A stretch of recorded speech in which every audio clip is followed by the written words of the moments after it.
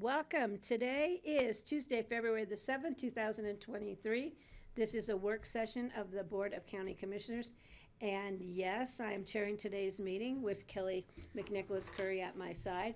Francie is attending a different meeting. Steve should be coming in with us, I hope.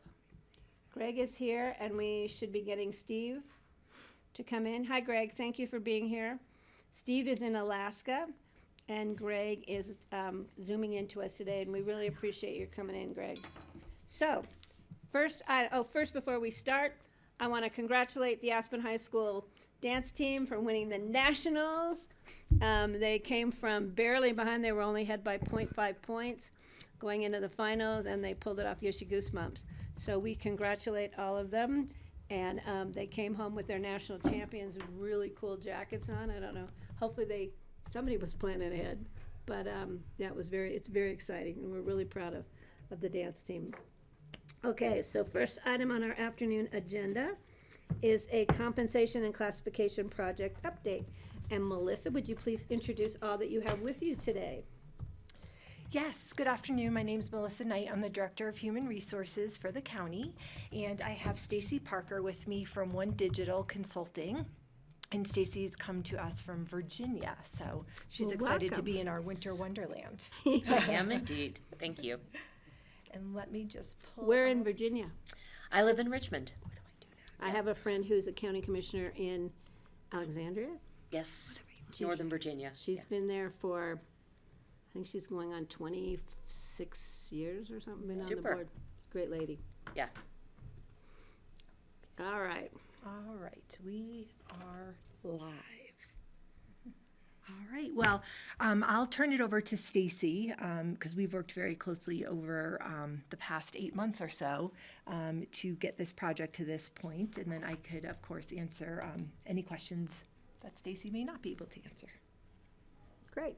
Welcome again. Thank you. So as most of you already know, the County of Pitkin put together an RFP for a comp classification and job classification and compensation study, And the scope of the study was to look at job classifications, titles, job descriptions, assigning employees to the appropriate class and title, and developing a classification plan. In terms of the compensation study, we conducted a survey data analysis to include both public as well as private sector employers. We developed market competitive salary ranges, and we assigned those jobs to the new ranges.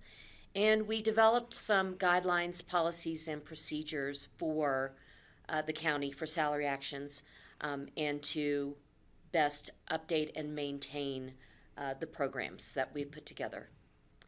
So with that, I think we want to move on to, didn't we have something prior to this? Nope. Okay. Our compensation philosophy that Melissa and her HR team worked on very diligently. So I would like to ask Melissa to please present this for the county. All right, so compensation philosophies are pretty typical in counties, just so we have some guiding points as to what we're going to be focusing on. So we came up with Pitkin County strives to maintain a competitive total rewards package that balances financial incentives, health and benefit opportunities, paid time away from work, and flexible schedules for employees to embrace a high quality of life.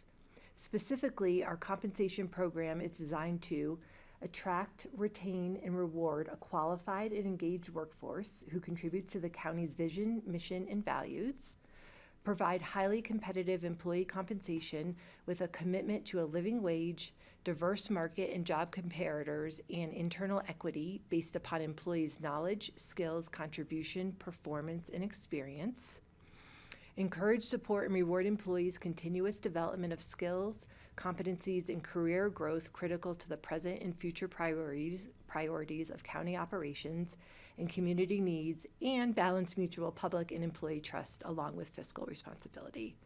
So it's quite a mouthful, but we felt like we really needed all these words to describe, how we want to move forward in approaching compensation. Right. So with that, and diving right into Pitkin County's job classifications, initially you had 5 classifications for support and individual contributors.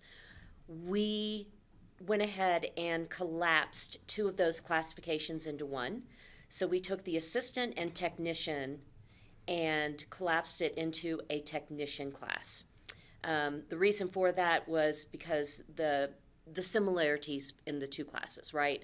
The same set of knowledge and skills went into both of those classes, and we felt in order to streamline and consolidate best, we would collapse those 2 into one. So we now have 4 support or individual contributor classes, technician, coordinator, specialist, and analyst. And we have 1 class for management that includes supervisors, administrators, managers, directors, and executive directors.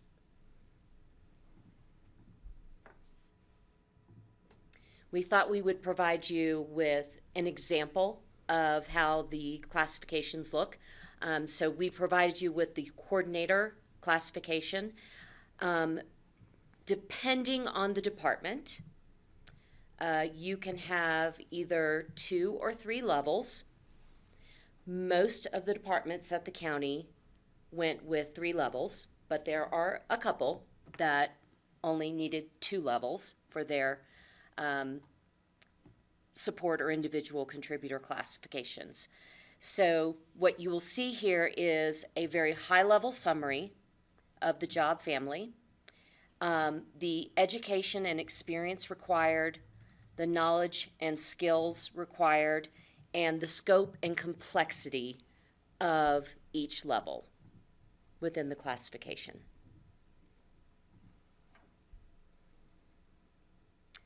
We then took a look at leveling and titling, and we made some recommendations around both of these items. We suggested that you utilize career categories when creating your nomenclature for titles. So, for example, a budget manager or a manager of HR. Be sure that you notate the career in which the individual is residing in.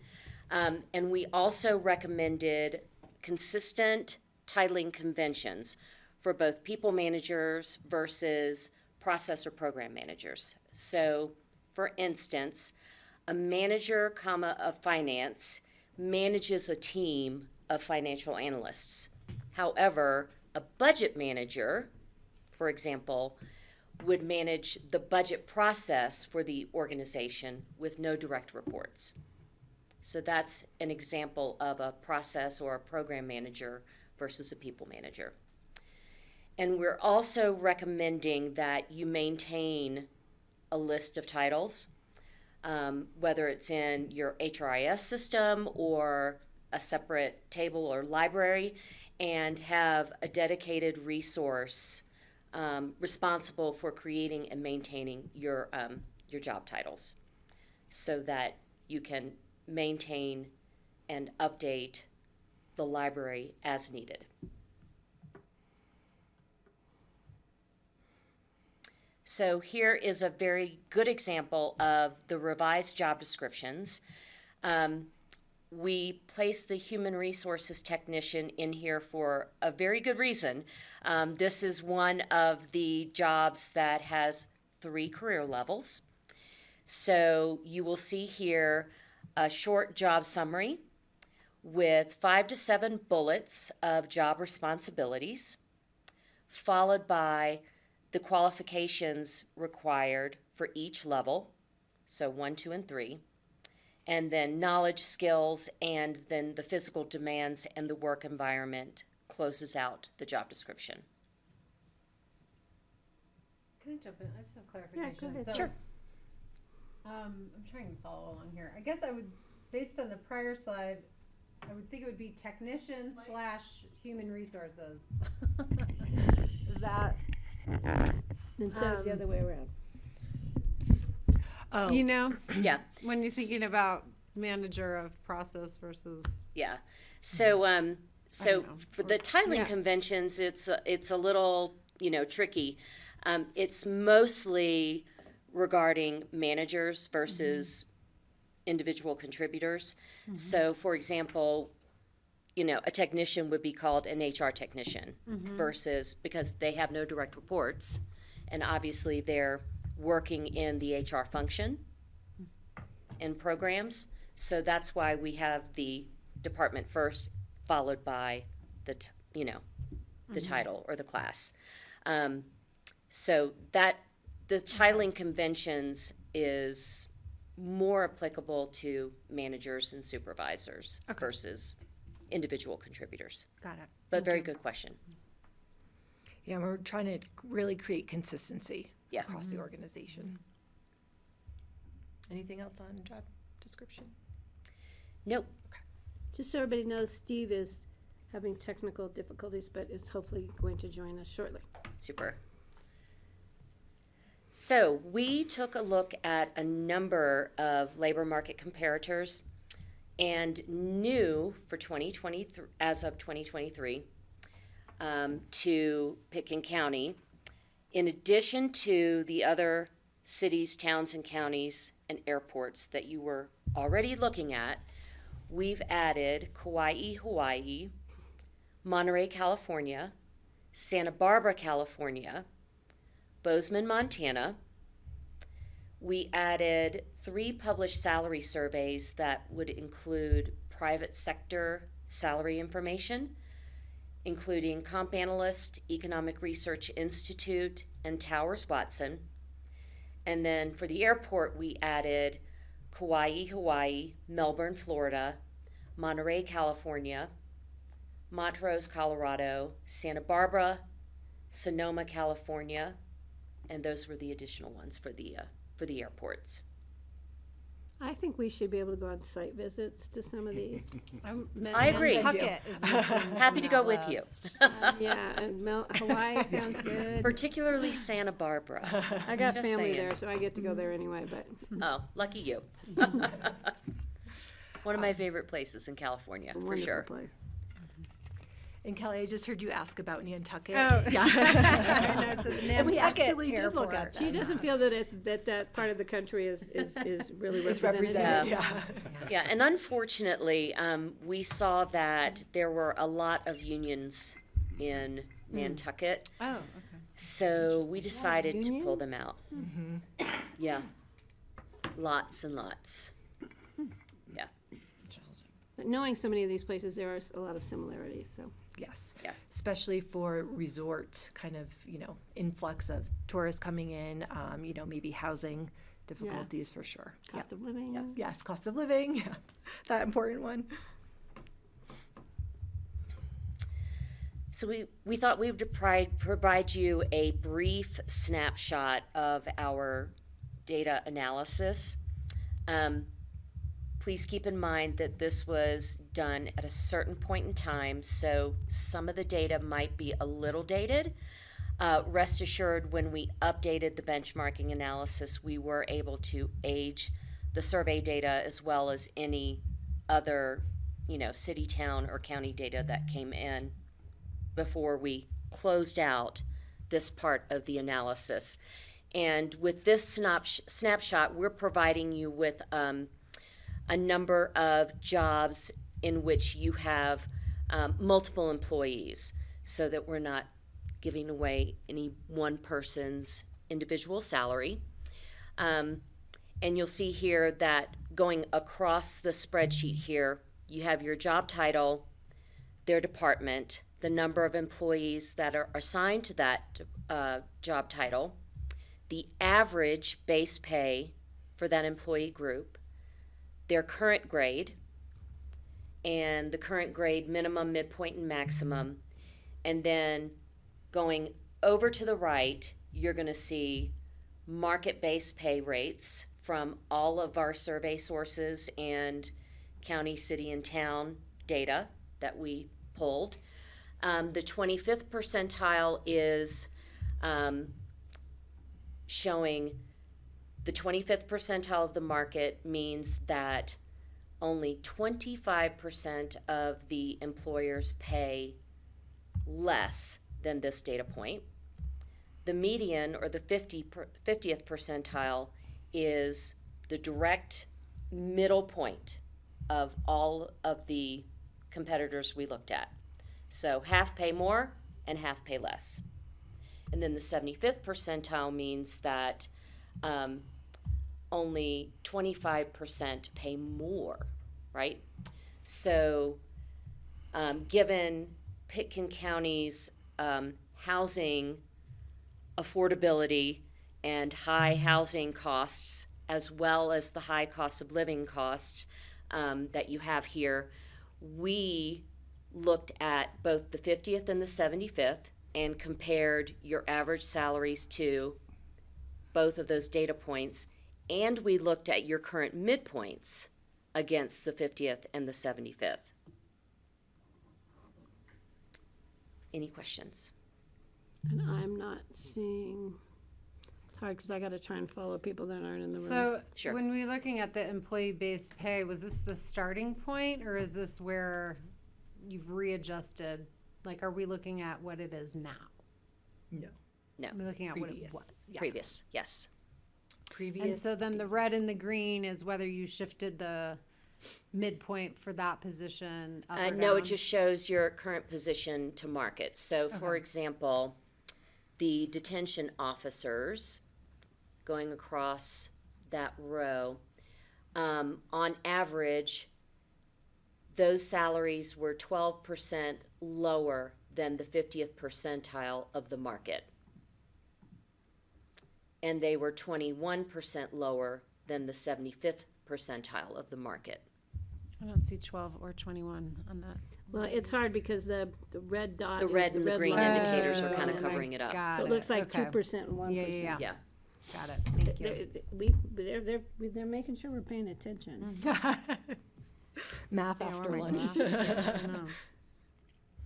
Yeah, and so when we look at this, you could see that we are, the market has shifted and has moved, since we've done this last, which was 2016 for an implementation in 2017. Yep.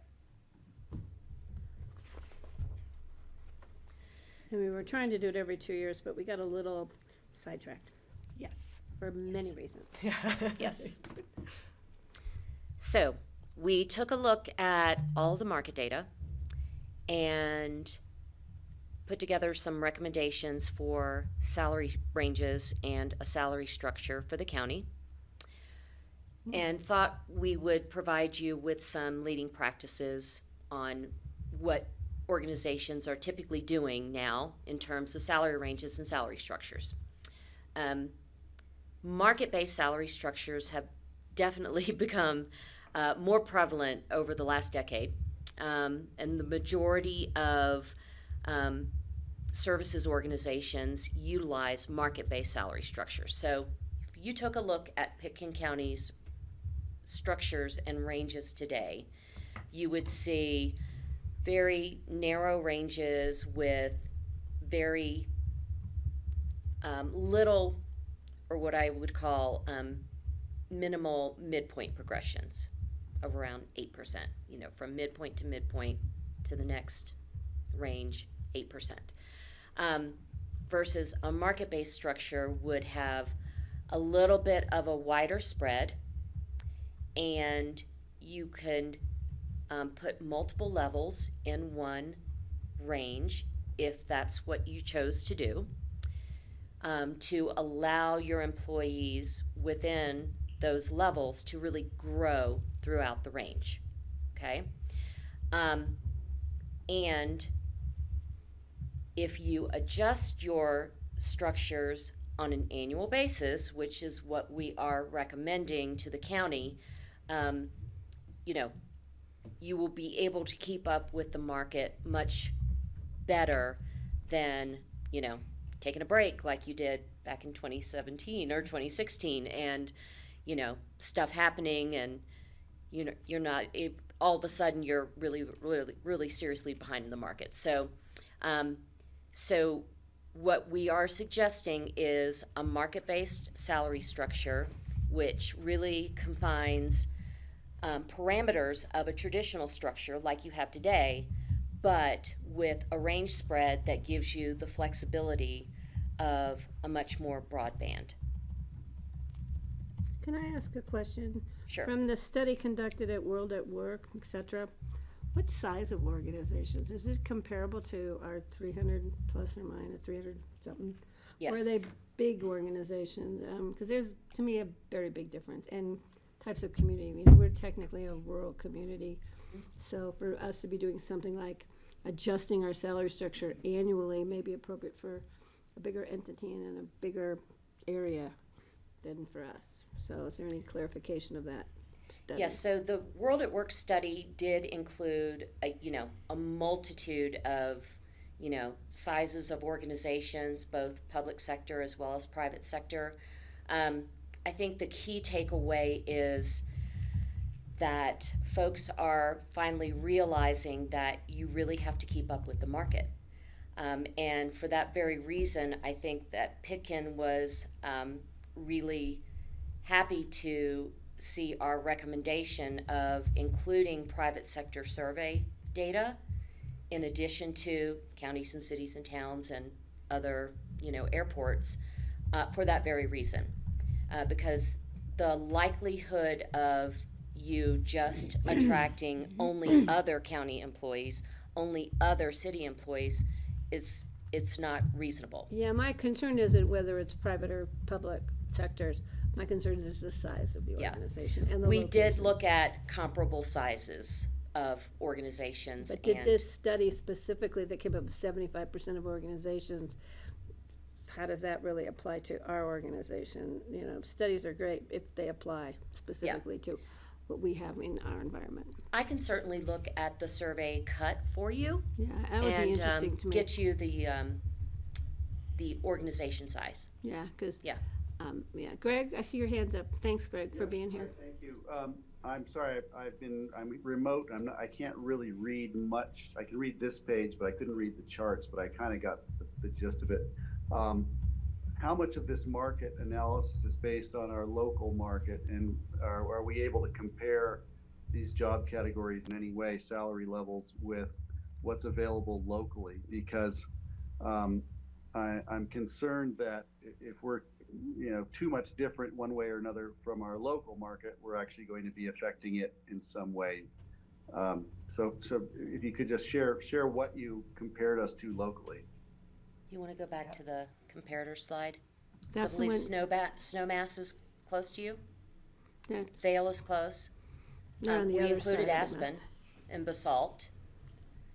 So yes, the local cities and towns were included in the study. Great, thank you very much. You're very welcome. Didn't see that. I still think we need to go site visits. But. And I do just want to point out too that in terms of aging the data, we have aged the data since 2017. Some years we kept it the same, but some years it was aged. So it's sort of a best practice. Otherwise you get hit with a really big difference. Yeah. And then you have to find budget to keep up with all that. So it's I mean, sort of like better $2 million or so. We'll Something talk about like that. Something like that. Okay, Greg, you're good. Kelly, you're good. And I think Steve's still trying to get to us. He's saying it's technology, but I have a feeling he's got a grandbaby on his lap. Aw. Thank you. All right, do we want to move to the next slide? Yep. So we are recommending market-based ranges. Currently, you have 3 separate structures, or what you might call pay plans, with varying numbers of grades in each one, including distinct grades for non-exempt and exempt. And I understand that that's an issue with your HRS system, but that's fine. We can put in 101 or E101. That's not a problem. The current ranges have very narrow range spreads under 45%. The midpoint progressions are pretty low, right around 8%, with the exception of that sheriff grade 12 to 13, which is no longer going to matter. And then your current structures have 54 grades in total between the three structures. So we are suggesting that we base your range midpoints on the 75th percentile in the market. We are suggesting that to consider the cost of living and the cost of housing in the county, as well as the living wage as calculated by MIT. I know this was a big priority for your town manager as well as your human resources team. So we looked at this a lot, and we discussed this a lot. The wider range spreads will provide opportunity for growth both within the range without reaching the maximum too quickly, and then with the more significant midpoint progressions, you'll have more meaningful promotional opportunities from one grade to the next upward in the structure. Can I understand that a little bit better? So when you're Sure. saying with insignificant midpoint progressions, we have people who are sort of stuck from the 50% and lower range of the salaries right now? Like the lower half of the range? Well, that's you what I'm mean? trying to understand what it says here. The current ranges have narrow range spreads with Yep. insignificant midpoint progression. So, Yeah, so so people are can- not progressing past the midpoint in their Yeah. range?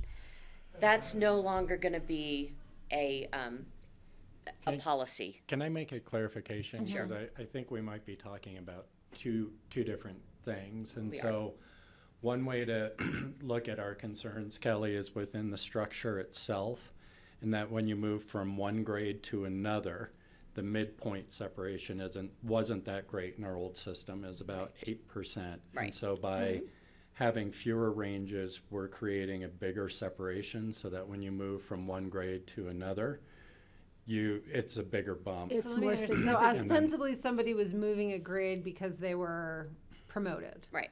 right? So there was an expectation of additional, Or the market data Something, shifted for their you know. position, Right. or, Um, yeah. but what they were making prior to what they were promoted to was not that different. Is that what I'm hearing? Correct. Right. Okay. Yeah. And in, Oh, you know, well, everyone loves that. Give Does me that- more responsibility and no more pay. Great. Yeah. and that was creating a lot of compression issues. I can relate to that. That was creating a lot of compression issues for us, basically meaning that people, you know, who are getting promoted may be coming in above people who've already been doing the job for a while. And then we have to do various adjustments, and it sort of creates a lot of movement. So having the spreads wider from midpoint to midpoint will create more room for people to grow. That makes sense. Are we done with this one? So wait, I don't necessarily, from where we are now on this slide, have an issue with the market-based. I think that makes sense. My greater concern is the annual review.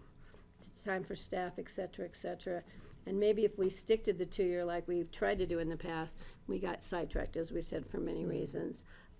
We will find that that works for us of a 2-year time span, rather than, you know, the impacts to not just your department staff, but to the county staff as a whole. So we still got a couple more slides. You can persuade me differently, but that's kind of where I'm seeing it now. The great information, though.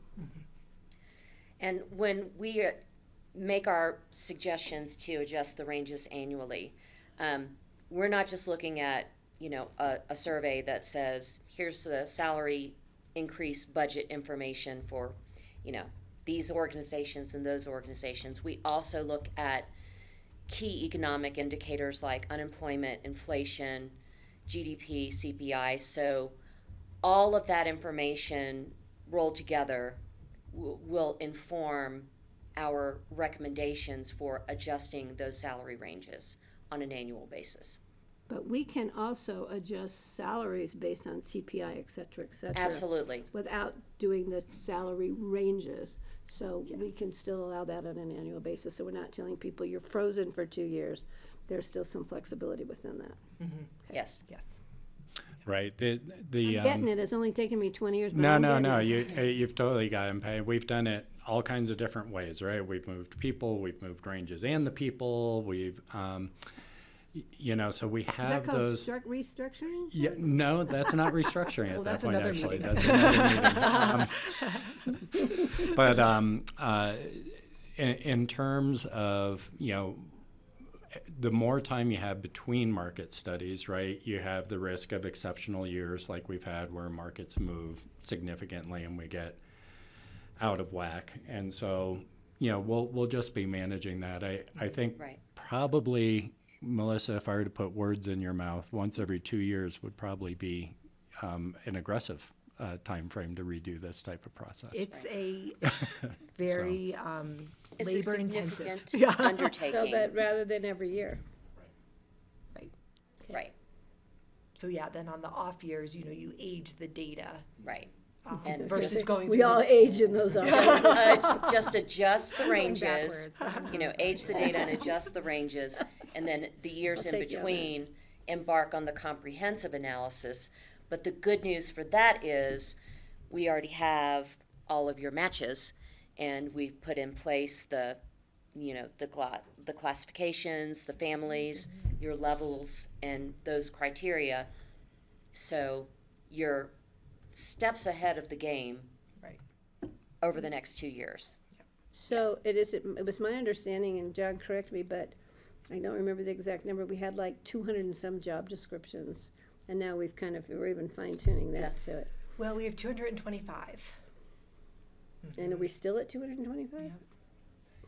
That's a lot of jobs to describe. It's the pay ranges that change the structure and the pay ranges. right, We but- had 50, We had 53 or 4. yeah, Yeah. and we're down to 13. Yeah. Okay, that was it. Which will be much more manageable. Yeah. Yeah. From a behind the scenes standpoint, HR So can you administration. name me all of those 225 job descriptions? How much time do I have? That's a four-ring Probably binder. could. I have a consultant I can call, and she can. Really, we're good, we're good. Because they rewrote all of them for you. Okay, moving along. Okay, so here is the structure recommendation that we have come up with. First and foremost, happy to report that the county has decided to increase the internal minimum wage to $21.50. So all new employees that come in at the lowest grade, P101, will be brought in at $21.50 an hour. And this is well beyond Colorado's minimum wage as well as the federal minimum wage, and we don't want to talk about that. The support and individual contributor jobs with multiple levels are assigned to one grade with zones designated within that grade. And we'll go into more detail on the next slide on that. But so keep in mind that we're talking the technicians, coordinators, specialists, and analysts will be assigned to a grade, and all 3 levels in that particular range will be assigned to that grade with zones. We calculated adjustments to minimum. That's the first calculation you need to make. Then we calculated the COLA increases. Then we calculated market adjustments. We used HR's guidance based on experience, education, skills, knowledge, etc., and tenure at the county. And it's important to note here, the COLA increase that was approved was 4%. However, your county manager felt that your lower level employees, your really key workers with boots on the ground, deserve more. So we proposed, okay, they will get 4% or they'll get $3,000. That's right, we And talked about that. This is putting more money in those people's pockets.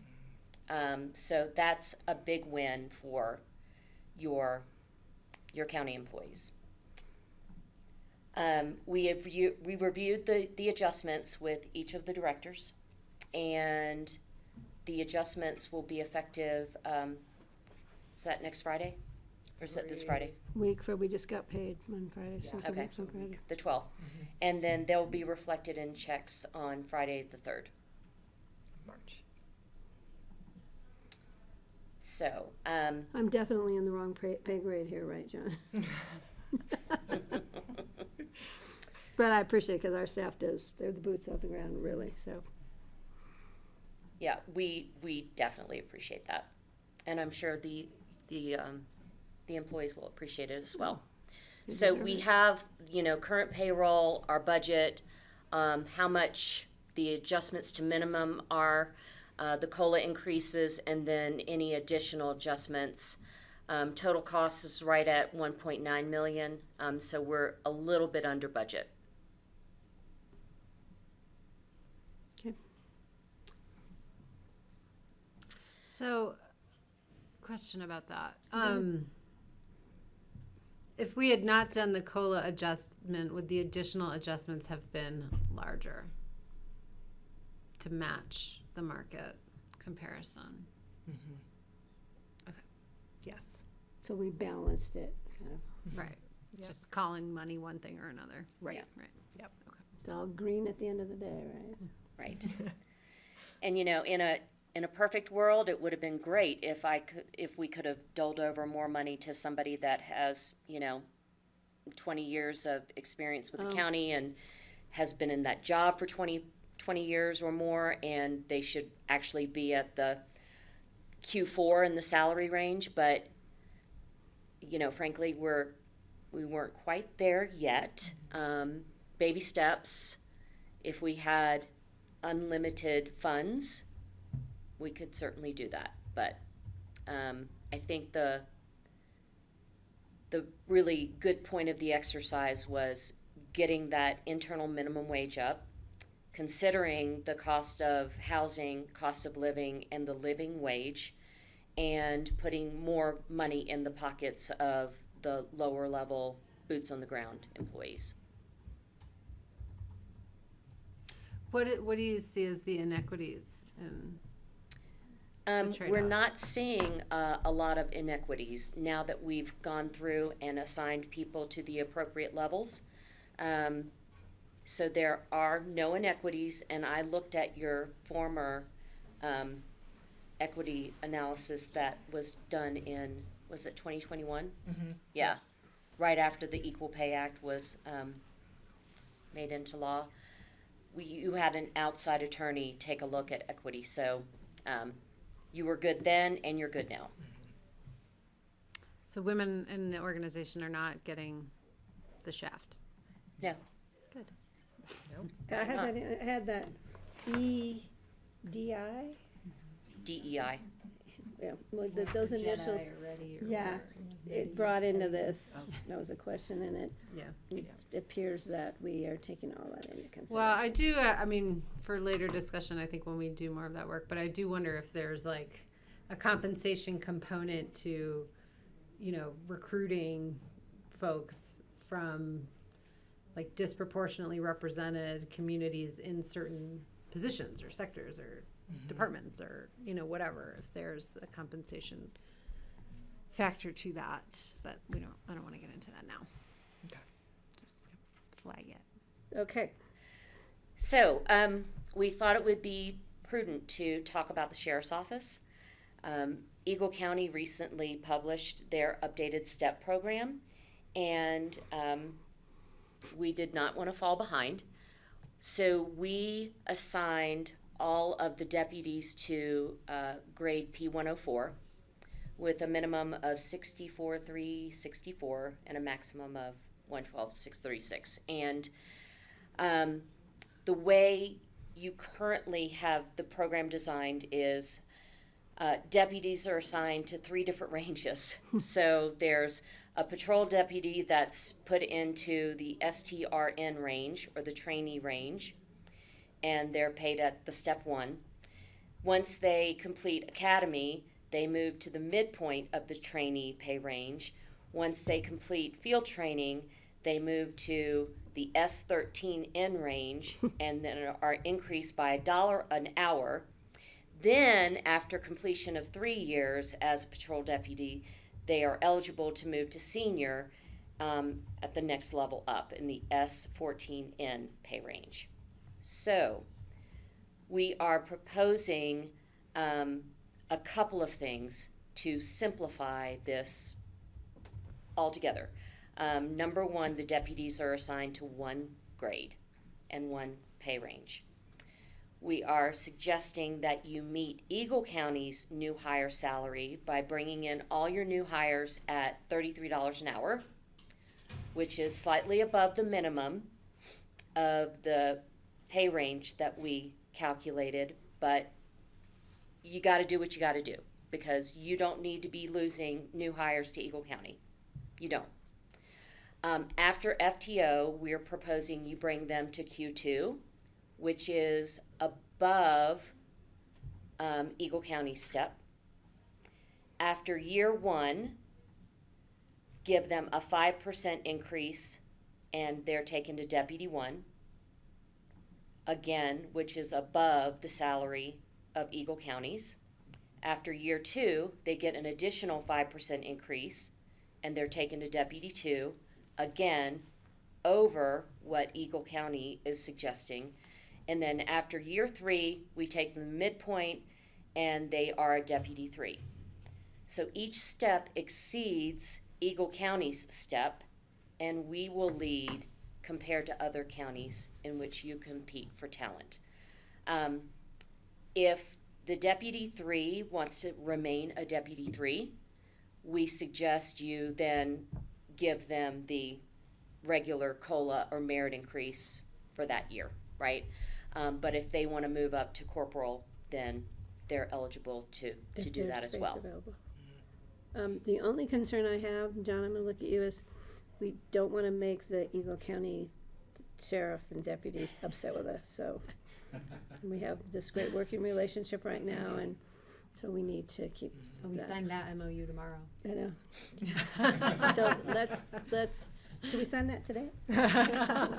It doesn't exceed it like vastly, but like for instance, after FTO bring to Q2, our Q2 is 76,432. After FTO in Eagle County, their step is like to 72 and change. Is that right, Melissa? I think That's close. it's like 72. And from a cost of living perspective, we're still very much in the ballpark with Yeah. each other. And we don't wanna make sure they're not recruiting from us, and we're not recruiting from, Right. because it's a difficult field. Yeah, I get it. We need to play nicely, but you know, Especially lately. I have a question though. Is this how we will treat all the positions? You know, like in terms of, you know, what is one of our financial analysts making Yeah. here versus what they would be making at a bank, and does that determine where they fall and how they No. get progressed this through is the specific to range? the sheriff's department Okay. because they already had a step program in place. So we wanted to be sure that we were retaining that step program that the sheriff's office is very used to, and of course making sure that they're very competitive. So someone who's in the county who's either newly hired or adjusted within their range, they'll then make salary increases based on either whatever COLA we approve or Right. merit we approve, or any Correct. future adjustment that might be made. Correct. Yeah. And the other way for those folks to get adjustments is like if they're in a level 1 right now as a financial analyst 1, if they meet the criteria for a financial analyst 2, then they can move there. So we really wanted to create career paths for people because some of the feedback we heard from listening sessions was, you know, it doesn't seem to be like a lot of room for growth at the county. So that was really important in this project to make sure that we acknowledge that and then came up with a solution. And how will you manage that? Will that be part of the merit reviews every year? So it'll be on person's anniversary. So sort of, so it'll be kind of rolling. And then our HR business partners who are sitting here will help manage that with the managers partnership. Yeah. Got it. Okay. Thank you. Okay. We also developed a document called Salary Administration Guidelines for the HR team and for managers to take a look at when referencing and training managers in the administration and communication of compensation programs. So all the managers are responsible for managing the comp programs in a very legally compliant manner. And the guide and the information in the guide provides your HR team and your managers with a framework to carry out the responsibilities. It addresses these 5 items. So it refers to your comp philosophy, your comp objectives, the job development process, if a new job pops up that you need in the county, what you need to do to get that new job created and documented. It's going to have your salary ranges included in the document. And it will have guidelines and policies to make sure that we are applying the policies and procedures consistently. Okay. All right. Any questions about compensation before we move on to benefits? Now, I just want to say that we're at our time, but we have some flexibility in today's schedule. Even though our next presenters are here, we do have some time because our meeting is scheduled to end a little early today. So Okay. I want to make sure the board has time to give direction. So, great photo. we Keep Thank going you. here, okay. Yeah, go Okay. ahead. Switch gears to benefits. I will say this, we took a look at, or our benefits consultants took a look at cost of housing as well as cost of living indices when taking a look at, comparing benefits.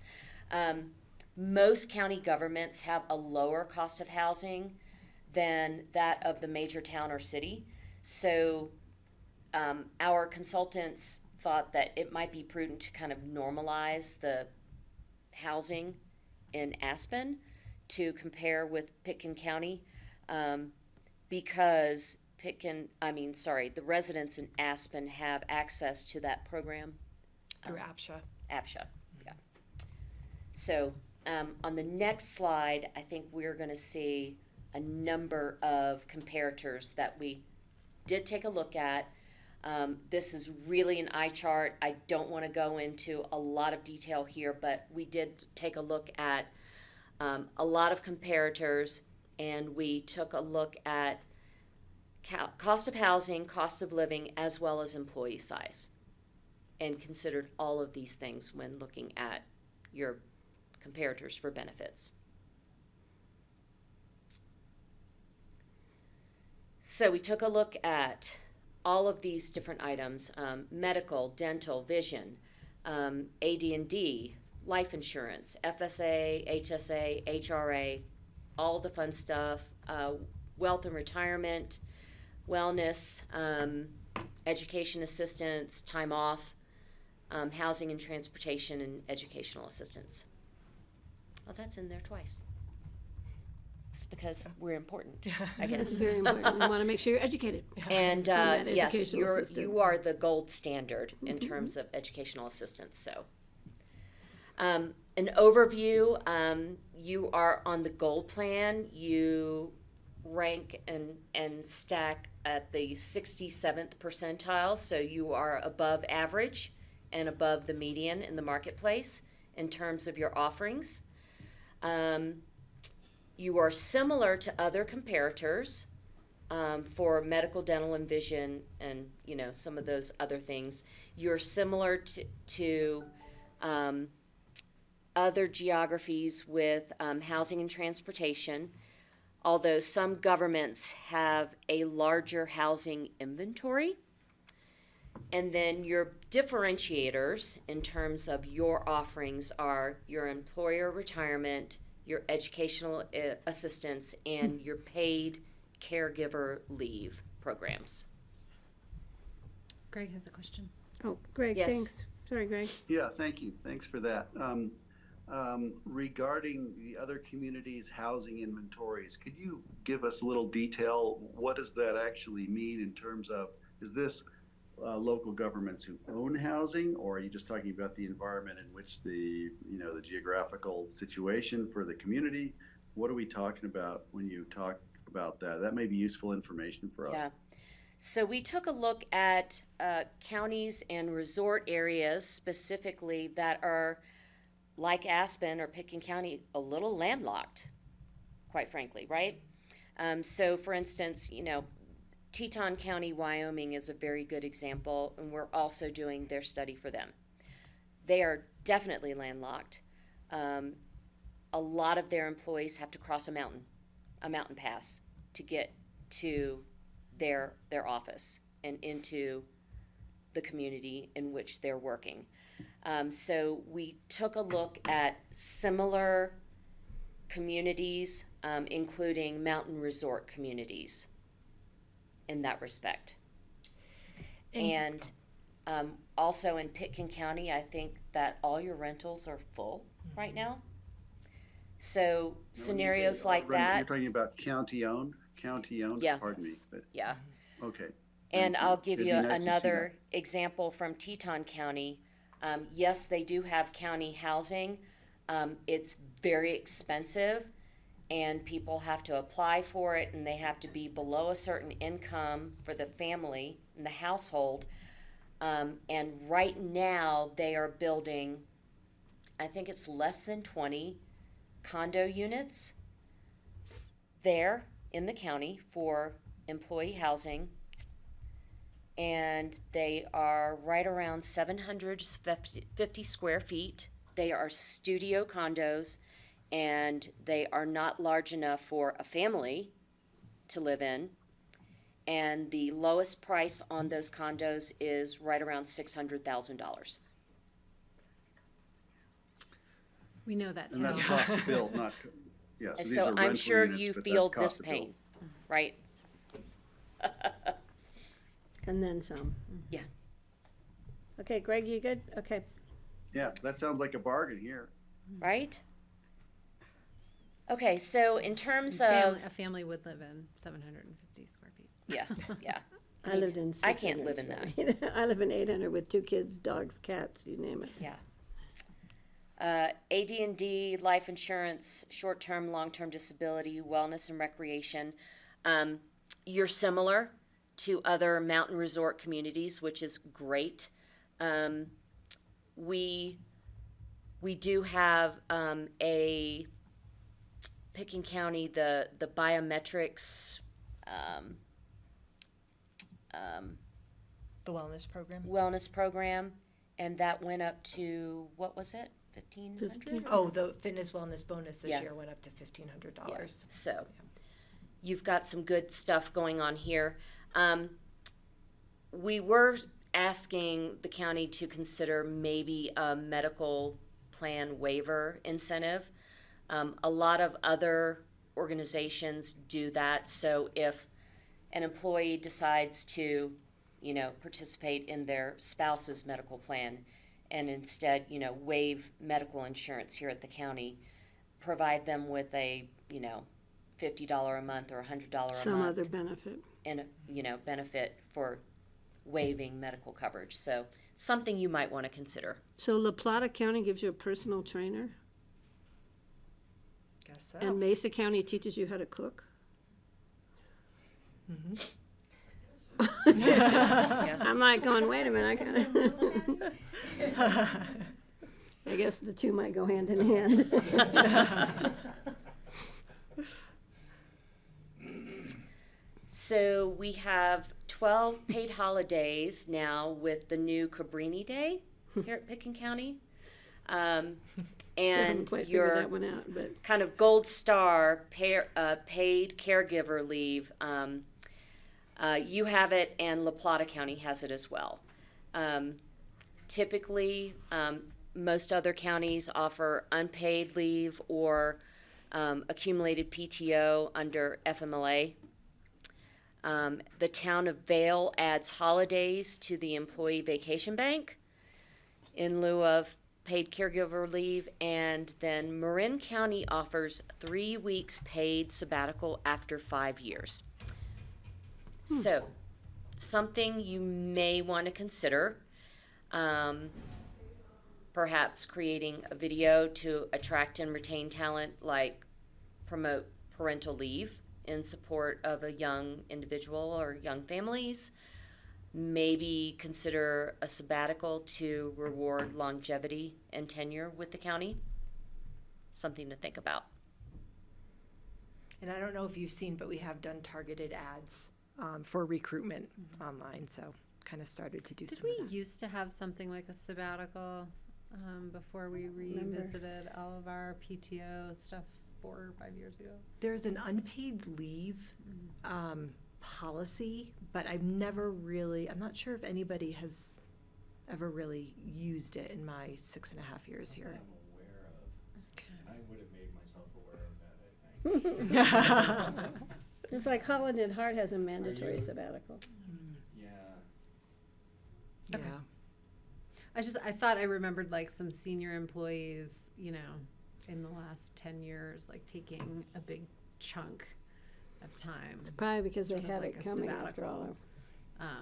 But anyway, Yeah. and that was prior to when we revisited all of our, The PTO and Yeah. major sick leave and Yep. yeah.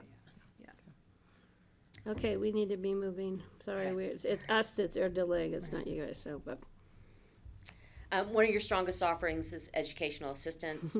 I don't think I need to go into that, but keep in mind, Eagle County has a similar offering, 2,500 plus free tuition at Colorado Mountain College. That means anything to anybody. And then Grand Junction and Eagle County have employee-funded 529 college savings plans, which qualify for the Colorado tax deduction, something you might want to consider. Employer-assisted housing, this is really an eye chart. I think that the thing that you all need to remember is that you offer up to $50,000 down payment assistance or stipend assistance, down payment, yep. a down payment assistance for your new employees or people that you ask to reload. And that's actually for anybody. For anybody? Yep. Okay, Deed restricted purchase and down payment assistance, again, you are well beyond the other counties, so. Transportation assistance, you are up there with most everybody else for 100% of that zone pass or shuttle or bus, but Teton County they're lacking. I'm gonna have we'll to. have to talk to them. I'm gonna have to talk to them about that, yeah. And then childcare, just some considerations you might wanna think about, maybe adding dependent spending care accounts to a lifestyle fund. Maybe partner with the city to build out on-site or build a near-site center. Offer tuition. This raises a question for me. So this comparison was just similar governments. So, Government similar like resort and benefits. mountain communities as Yep. well. Okay, but not a market. No. Okay. Yep. 'Cause I do know there's some private employers that will refund the FSA, Yeah, Mm-hmm. you know, so Okay. they'll cover the $5,000. so. You know. Ski company does something like that.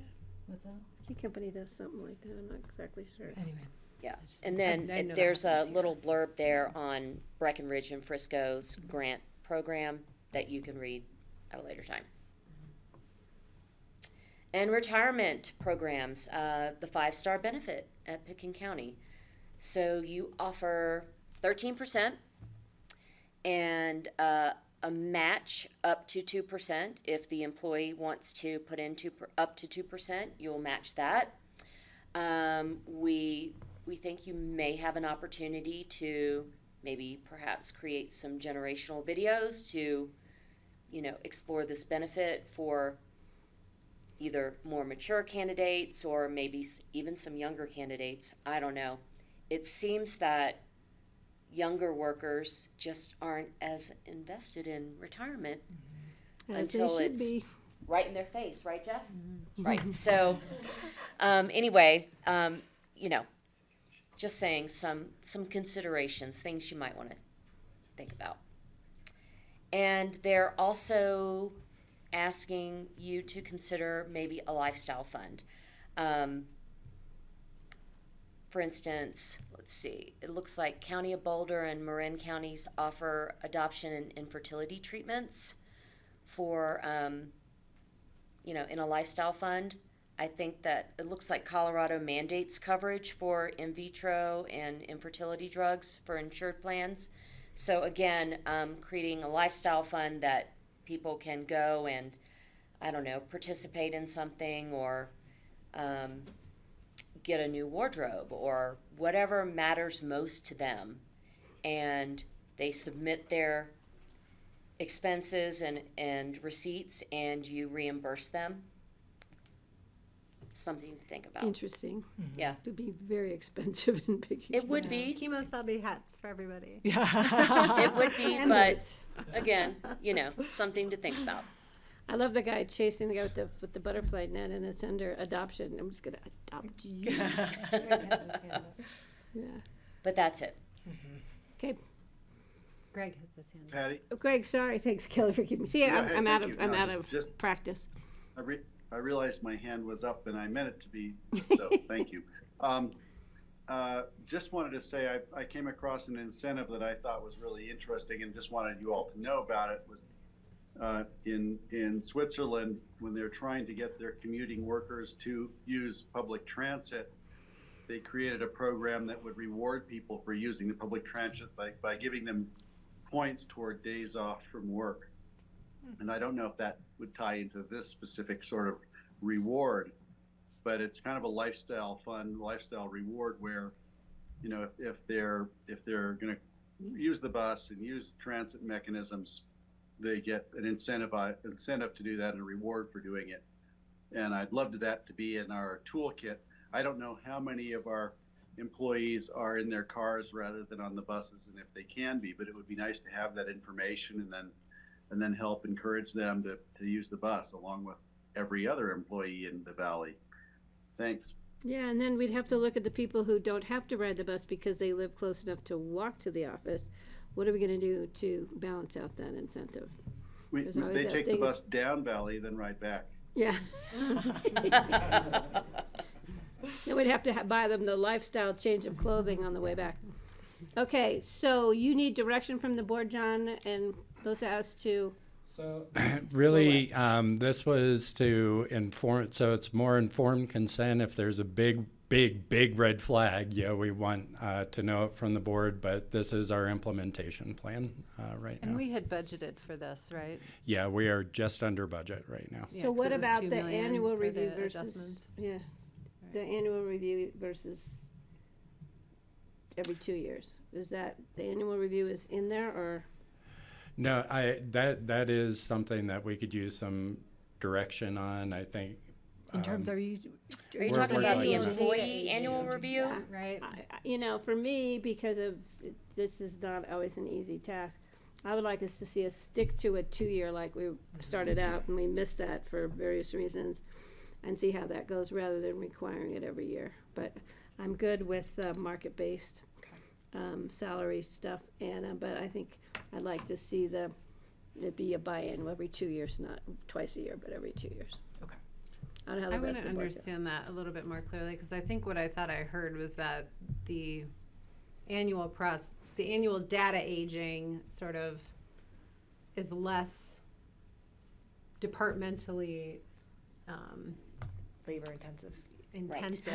I was going to say invasive. No, that's not the word. Could be for some. Intensive than needing to go out RFP, hire a consultant, and Right. go through this process every 2 years. So I'm happy to pilot this for 2 years and see if you think that data aging is working, or if you need to go back to something else. Okay. Yeah, I just want to make sure we're not giving more work. We're trying to I not think do that. they're saying it's less work. It Yeah, is. well, so that's a good clarification. So you're saying, let's try it every year for the next 2 years and see how it works, and then bring it back? Or are you saying No. we'll do it for 2 years and then bring it back to? No, I'm saying let's do it, and if they decide after 2 years maybe this isn't a better approach, you And know, I will or it's remember not that in 2 years, you know. matching, put that make- in my chart. So I want to clarify. So what we are proposing is complete the comprehensive analysis every 2 years, okay?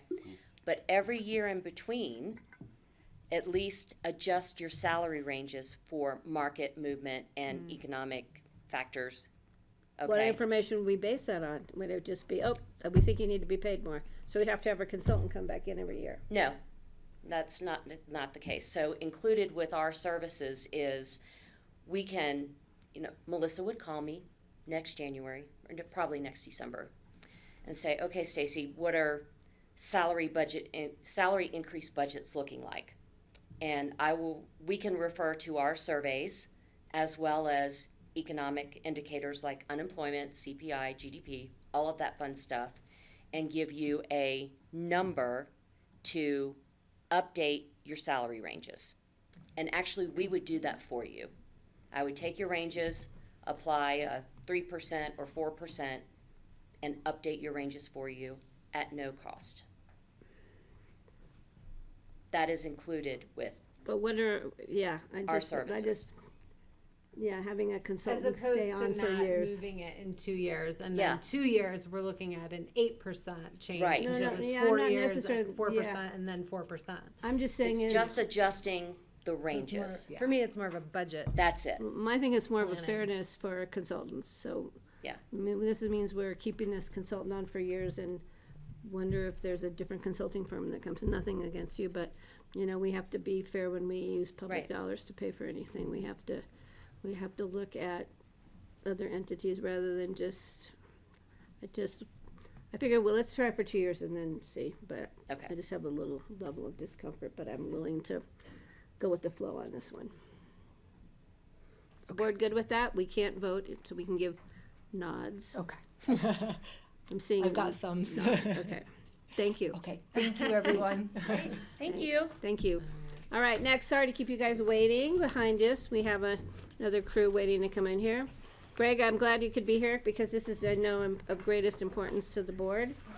And so the public knows, this is a discussion related to Aspen Airport Climate Emission Baseline Inventory Policy. And we have great brains in front of us. Hi, Jackie. Well, 2 out of 3. Well, I said in front, you're over on the side. Hi, Jackie. Hi, Rick. Hi, Rich. No, Rich is great too. Okay, so I just have, Mr. Heady, I have one request. Make sure you speak in a language we can understand. I shall. Jackie knows me well enough to know what I understand. and don't. Should I bring some wine?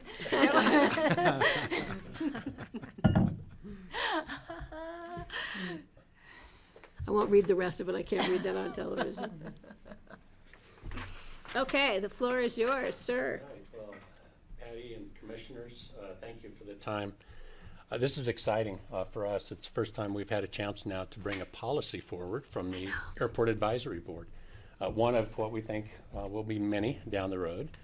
But just a little bit of background here. This is an emissions reduction target that was established as part of our resolution that this board is operating under, and that's at Resolution 105-2020. This establishing the most accurate emissions baseline possible as a starting point to be using industry best practices and experts in the field. And I'm happy to say we got 2 experts in the field that Right has there. taken this on. The AAB is going to be proposing definitions, methodology, data requirements, and scope of work in the future. Rick is starting to put some suggestions together on that, kind of on a work plan that we'll be taking on internally. Those aren't policy driven. Those are ways that we can accomplish this. So this is the overarching policy. A little bit about how we got here. There were a number of meetings that led up to this. We also held our first retreat, and the focus of that was also to just introduce emissions in general, what that meant. It also meant not only greenhouse gas, but the local emissions, and that's coming to you in the future. But there was a focus there. Jackie and Rick voluntarily stepped up and said, hey, we can take this one on for the team if you will allow us. The AB said, yes, let's go ahead and do that. So they spent a lot of time digging into the details of this. reaching out to others, and then using their expertise in formulating this policy. It was presented to the Airport Advisory Board in an open meeting. There was open public comment taken, and none was received. There were people in the audience there, but there was no public comment. And then this is a work session today to just have these two explain this in greater detail, answer any questions you may have. And then tomorrow it'll be considered under a single read resolution. But we are encouraging public comment be taken that as well. And I think, is Francie going to be back for that, or are you She'll be running? here, I'm not running it. You're not running it? Okay, all right. Well, we'll make sure and Francie will be remind here. her of that, so, yes. I have it highlighted on my notes for tomorrow. Okay, great, thank you. So with that, I'm excited to turn it over to Jackie and Rick, and again, I just can't tell you personally how much I appreciate you two doing this and bringing this forward. So thank you for your thanks, time Rich. and your investment. So, go ahead, Jackie. Glad to do it. And Rick. Yeah, thank you. And I'm really glad that Rick agreed to do this with me because this is his expertise. And, you know, I can bring a lot of the overall thought process behind this, but he knows how to get right down into the weeds. And it was really fun for us to work together on this. I hope he felt the same way.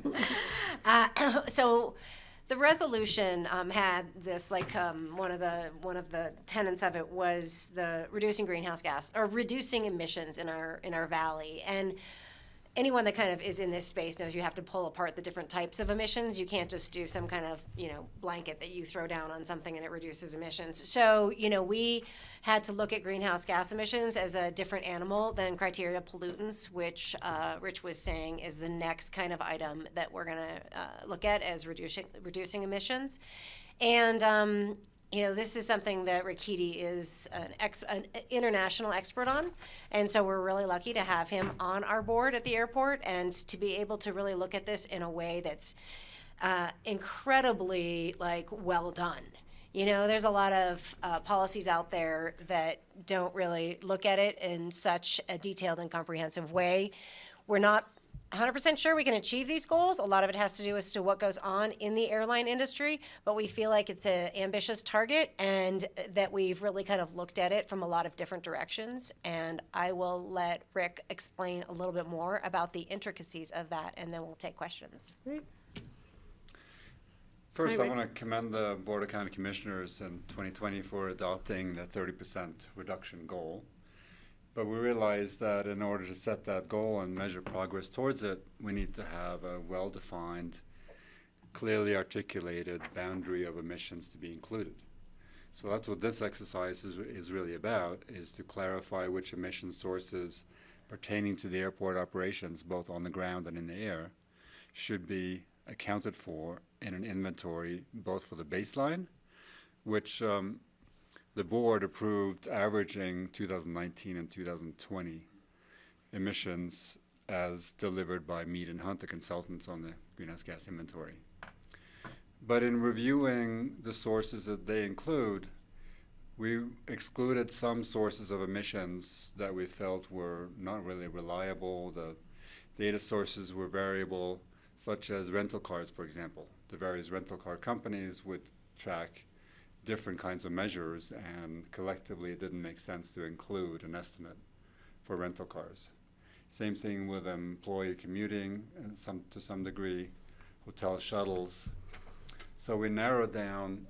Rich, why don't you bring up the first slide, which you have in your packet, but I just wanted to. But Rick, that information from rental cars, commuter employees, that's information we could at another time when we were able to focus on getting some good data, bring back in. If we can meet with the various rental car agencies, for example, and suggest a unified way of measuring all that. their rental cars, instead of days, maybe they could log miles. That would be most useful.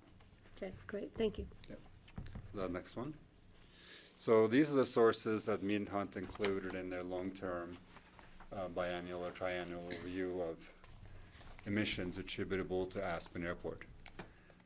Some of them are on the ground emissions, like the top block in green, and then aviation related in blue, and then some other related rental cars, for example, in the bottom on the gray.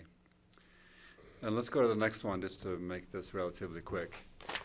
We focused on the sources for 2019 and 2020 that we felt were replicable reliable data so that we could accurately measure progress based on the baseline.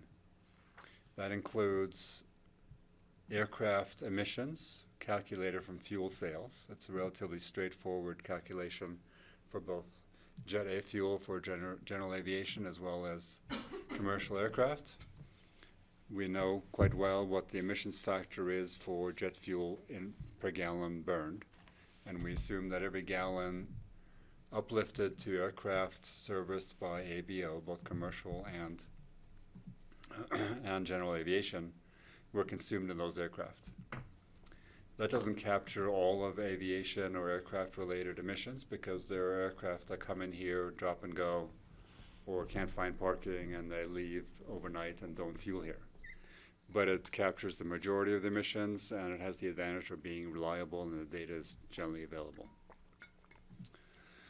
So it's important to have an emissions baseline that is replicable and reliable. So I think that we have captured that in terms of all the sources that are described in the advisory board policy 001 that is in front of you for discussion. If you have any questions about the individual sources, we do include. We try to be pretty specific about what kind of data is involved. Is it natural gas in terms of therms for the terminal, for example?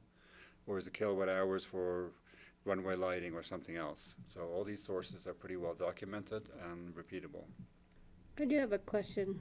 And Yes, I Patty. see it over here on the next page in red about the sustainable aviation fuels. Mm-hmm. So we're not really able to track just yet how much sustainable aviation fuels that we're using or GA is using.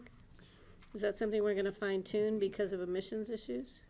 That's something we hope to fine tune as the industry matures and we have better data on the percent of sustainable aviation fuel in each gallon or tanker load delivered. So that's something we may be asking of future aviation fuels, sustainable aviation fuels. Yeah, Suppliers. the way the baseline is articulated now, that was before any SAF fuel was purchased by Right, Atlantic Aviation. right. So we have the advantage of being able to credit that to the extent we have reliable certification for future SAF purchases. Perfect. Now you note that aircraft and fuel sales comprise about 97% of the total emissions as articulated for 2019 and 2020. 96.9%. 96.9%. Thank you, Patty. Yep, you I got have it. that one was trying to circled keep in it blue. simple. That's a blue circle right there. And so the majority effort in our future work on mitigation options, future aviation and aircraft mix, future purchase of offsets or SAF fuel, but that would be the majority intention of how do we reduce emissions later on. And I see Greg has his hand up and then Steve. Yeah, quick question for Rick and Jackie. Just, Yeah, sure. I understand that, getting SAF up here requires trucking from either Denver, which I'm not even sure is happening any longer, but also certainly they've trucked it from Los Angeles or considered that, which doesn't, I just wonder what your comments would be on that. Just we can try to push for as much sustainable aviation fuel as possible, as long as, I think that would make sense, as long as we're not committing to burning more greenhouse gases getting it here that might even offset the gains from it. So I don't know if you can comment on that, but are you watching that as well? Well, we'd like to have closer sources so that transportation emissions are minimized. But transporting fuel even from Los Angeles is still a net benefit if the sustainable aviation fuel exceeds 20% or something of the fuel delivered. Yeah, we would have to probably look into, the actual, numbers and do the math on this and see if it actually works. I have talked to somebody that would disagree with that. There are different opinions, but I think the idea, Greg, is that, if we have a baseline, that we just stay consistent with that baseline, because that's, ultimately what we need to start with and then where we want to go. And I think Right, great. Greg, I think there are also some efforts going to have sustainable aviation fuel produced closer, Yeah. like the Well, Denver well, Front there's Range that. area There's also possibly. there. What is it called when they offset it by committing to buying it perhaps not trucking it here and burning it, but burning it elsewhere, but taking credit for it. What do you Yeah. call that? Called burning it elsewhere, taking credit for it. Well, no, there is an effort for like aviation industry to like fuel somewhere else, and then they actually are using maybe a certain amount of percentage of sustainable aviation fuel, and they're not trucking it in here, but they're fueling up somewhere else, and then it's Flying kind it of here. going to Flying with it here. their whole industry or their whole like let's say United, they are taking it off their entire balance sheet. Yeah, Greg, we did, I do know that a while back there was conversation about bringing it in on rail at some point, whether that made sense, but there was just that transferability. And then I know the board talked about just building a refinery here and doing it, but I'm not sure that's that's really aspirational. We're gonna truck it through Glenwood Canyon, right? Yeah. Let's take our credit. Well, the industry will mature and SAF fuel will be more broadly available at lower cost.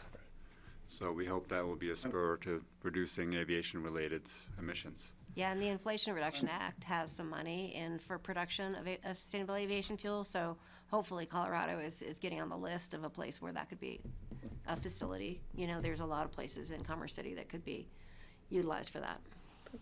And also future aircraft designs and technology, including electric short-hop aircraft, for example, covering Denver to Aspen, will also reduce aviation emissions, as might hydrogen if that technology becomes available. Rick, I'd love to hear what your forecast is is it years or decades? For electric or hydro? Years for electric short haul. I'm not an industry expert in that kind of technology, but hydrogen seems to be coming along as well. But I would put the bet on electric aircraft in the short term. Rather than flying in a Within balloon. 2030 for service to Aspen. But that is short haul, and lighter. Like you can't put 70, 80 people. And we have altitude issues and wings might be wider and. Yeah. Steve's one more gonna get a slide. license to Two fly down. the first electric plane in here. Yeah, no, the next one. So Greg, are you finished or? Okay, I'm gonna bring Steve in here real quick for Done. his questions. Hi, Steve. Kelly, do you have? Oh, Patty, do you Yeah, see go my ahead, hand? Steve. Go ahead, we got Okay, you. thank you. Well, I wanted to bring that up, the question of electric powered airplanes or hydrogen powered airplanes or whatever fuel source other than what we're using now. And I presume that will be easy to track that, just convert their fuel use that we sell into the tons of CO2 equivalent per year. So I don't think that would be a problem, but at some point, I think instead of one tall graph with the aviation fuel, we'll probably have different sources of fuel. Oh, absolutely. Called out on that chart. Oh, Is that sure. correct, Rick? Yeah, and charging electric aircraft here at Aspen will have a carbon footprint unless it's certified renewable electricity purchased from from Holy Cross. And then also in terms of bringing the aviation fuel into the valley by way of train instead of 3 semi-trucks per day equivalent over the course of a year coming from somewhere in the Front Range or from wherever. I think that is a great idea, and probably the best place to put it for us would be by somewhere in Rifle on a siding by Rifle to have a large fuel storage tank put in there where the fuel could be trucked to the Rifle Airport or to our airport and save just a huge number of miles of semi-trucks having to come over two mountain passes to get here with our fuel. Would be a lot more resilience for us and a lot lower carbon footprint for delivering the fuel. Let's And every just get it time I produced drive first. through Summit County, I wonder if all those standing dead timber can be used as a source for sustainable aviation fuel. Yeah, Yeah. and it'd be a And great place to also put a I- plant in Rifle. I was thinking, we could do something at the Eagle Airport, but then our fuel would have to come through Glenwood Canyon, and I would rather have it delivered to Glenwood or to Rifles, or just to get it where we know we can get it delivered here no matter what's happening in the canyon or over the passes. Meanwhile, we have a challenge because fuel sales and related emissions are on the climb. I don't even have data yet for 2022, but it looks like we're on an upward curve, and we need to bend that curve towards the downside by 2030.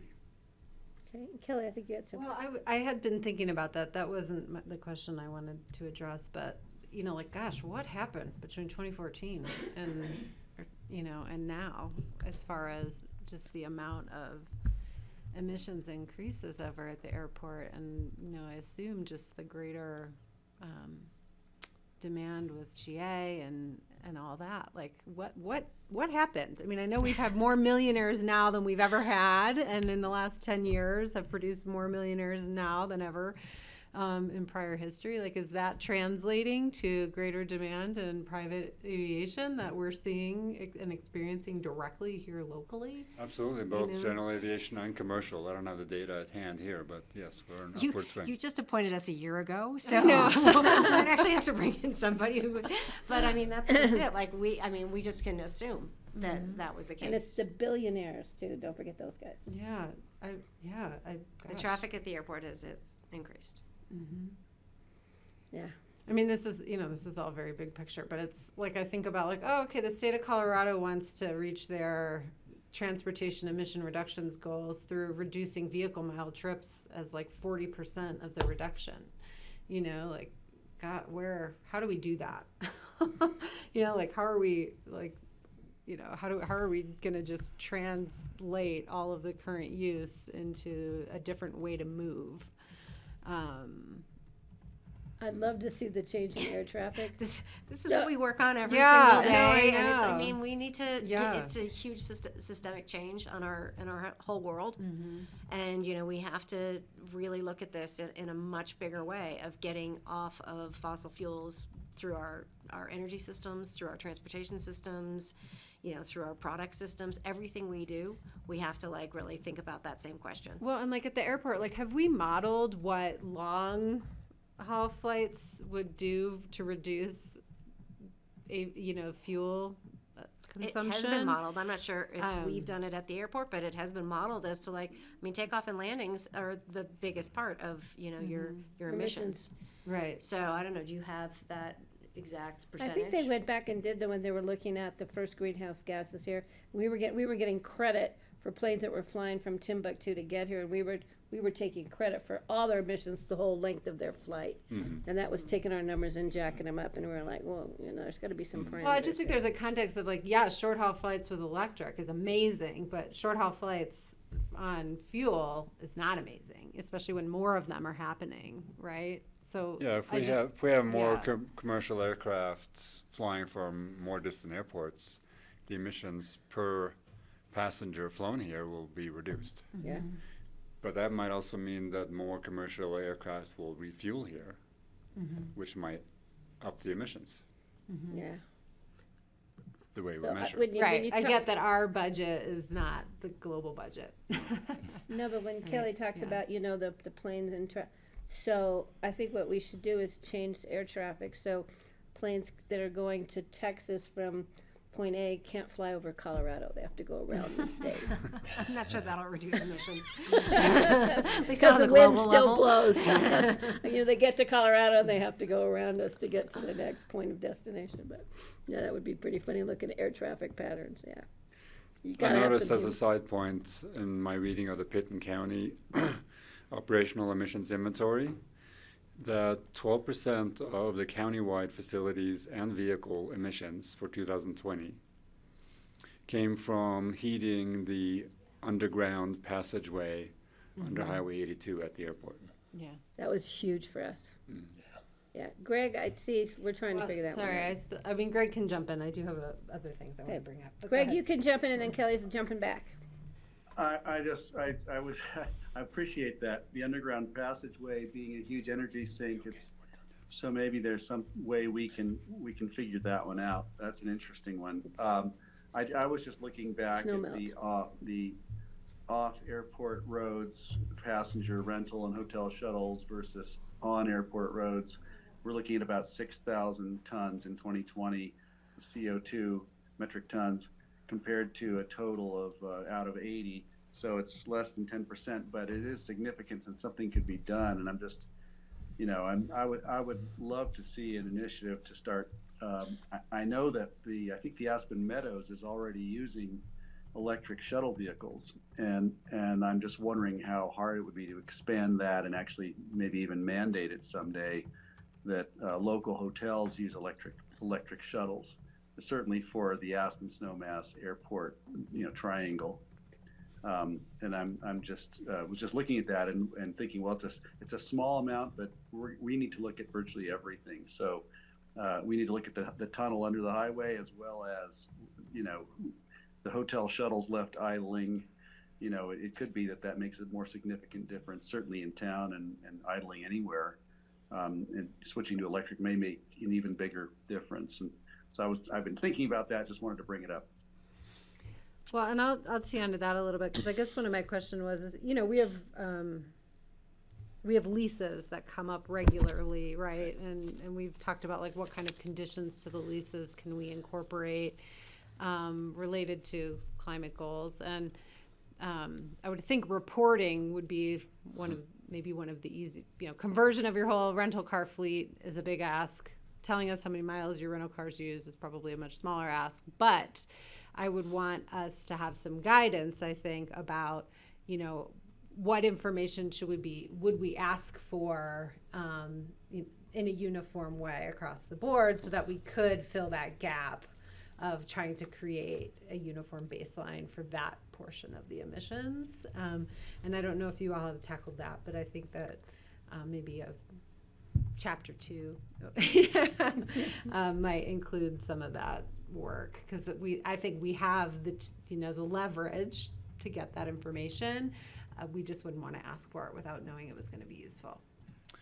Well, Kelly, I appreciate that, and I would love to support expanding certain sources within the inventory that have previously been included, but that we don't feel we have reliable data on for now. So I'm happy to work with the county or with the board or with the Aspen Airport staff to secure reliable, repeatable data on those sources, so that we can measure progress on rental cars shift towards EVs, for example. And we can, like Kelly said, there's some things we can write into leases as far as no requirements. And if you really want to, be comprehensive and get a bigger data set together, I mean, our charge at the airport is just the airport. That's Right. what we're supposed to do. Yeah. But, I would recommend to Pickens County commissioners to do a broader scope that includes, maybe even some other partners like the city and RAFTA and so forth. Because, I mean, this is GHG numbers are a global issue, and there should be more coordination amongst a lot of the players. Yeah, I don't know how we handle that. I'd in support our that. Countywide GHG emission baselines. Kelly, a little bit, I just want to mention that the rental agencies have kind of changed over the last couple of years. I remember the first time we talked to them about doing electric vehicles, they challenged us on us. They just weren't there yet. They are changing that attitude to start there. We just don't have the infrastructure to support it. And so that's a big hurdle for us right now. That's why we think it's so important to get this terminal redesign done. We can get the power in and start setting up the charging areas for that. So that's really an emphasis on our end of why we think the terminal is such a key component in trying to reach some of these goals. It's just that overall infrastructure need. Yeah, I appreciate that. Oh, the microgrid system. It's part of it. And then I guess I was wondering, since I just want to understand a little bit the reasoning behind taking the average rather than the 2019 emissions, since we are already removing elements of the emissions calculation in the baseline, and since we know that there are certain things that we're not going to capture in it, like why not? If we have 30% over a high-end target as our goal, then that just is better for the community, right? If we overshoot it. Right, but that wasn't really our goal to we're not really thinking, for us, we wanted the goal to be aspirational, and we didn't want to just take something that's let's start high so we can make it. We wanted to actually say, let's take this average, and so what if it's harder? we're gonna try and make it anyway, because that's what's important. And I think what we looked at too was the issue with COVID and how the numbers dropped during COVID, and we felt like that would be inaccurate. You know, and I don't know if you want to add anything to that, but we did have a conversation about that and how the Well, because average. 30% of the higher number is a bigger reduction. Yeah, but if you're higher and you have 30% down to here versus an average and you have 30% down to here, as in, even if it might be a smaller number of actual reduction, it's down lower. Okay, thank you. That's what I wanted to understand. There are a couple of sources that should be included but is not yet for lack of data acquisition. Middenhunt wasn't able to get facility electricity and gas usage from the FBO, for example. And they were unable to get electricity and tower. gas usage data for the FAA tower. Both of those, I think, should be included, but we haven't to date because we don't have the data. Interesting. They just That wouldn't seems give like you a that gettable data? number. And that's gotta change. And as you can see, the stuff on the red, on the, you know, that's something that if we can get that information, we should include it. We need to work on that. We will. Thank you. We've got a new Could I FBO just- contract coming forward, so those things And the can be tower. addressed. Right.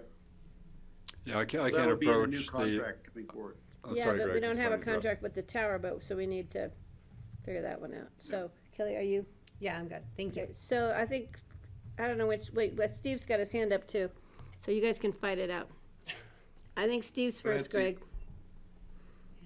So, when we're talking about more like electrification of the rental cars, of the airplanes, of the hotel shuttles or whatever, it's essential that we try to achieve that not by burning fossil fuels to generate the electricity to charge those systems, but to truly use renewable sources. And I think that's that falls in the bailiwick of Holy Cross Energy, but I think we need to be real serious partners with them in doing more projects in Pitkin County as the opportunities arise to do more solar farms or whatever kind of project we can come up with.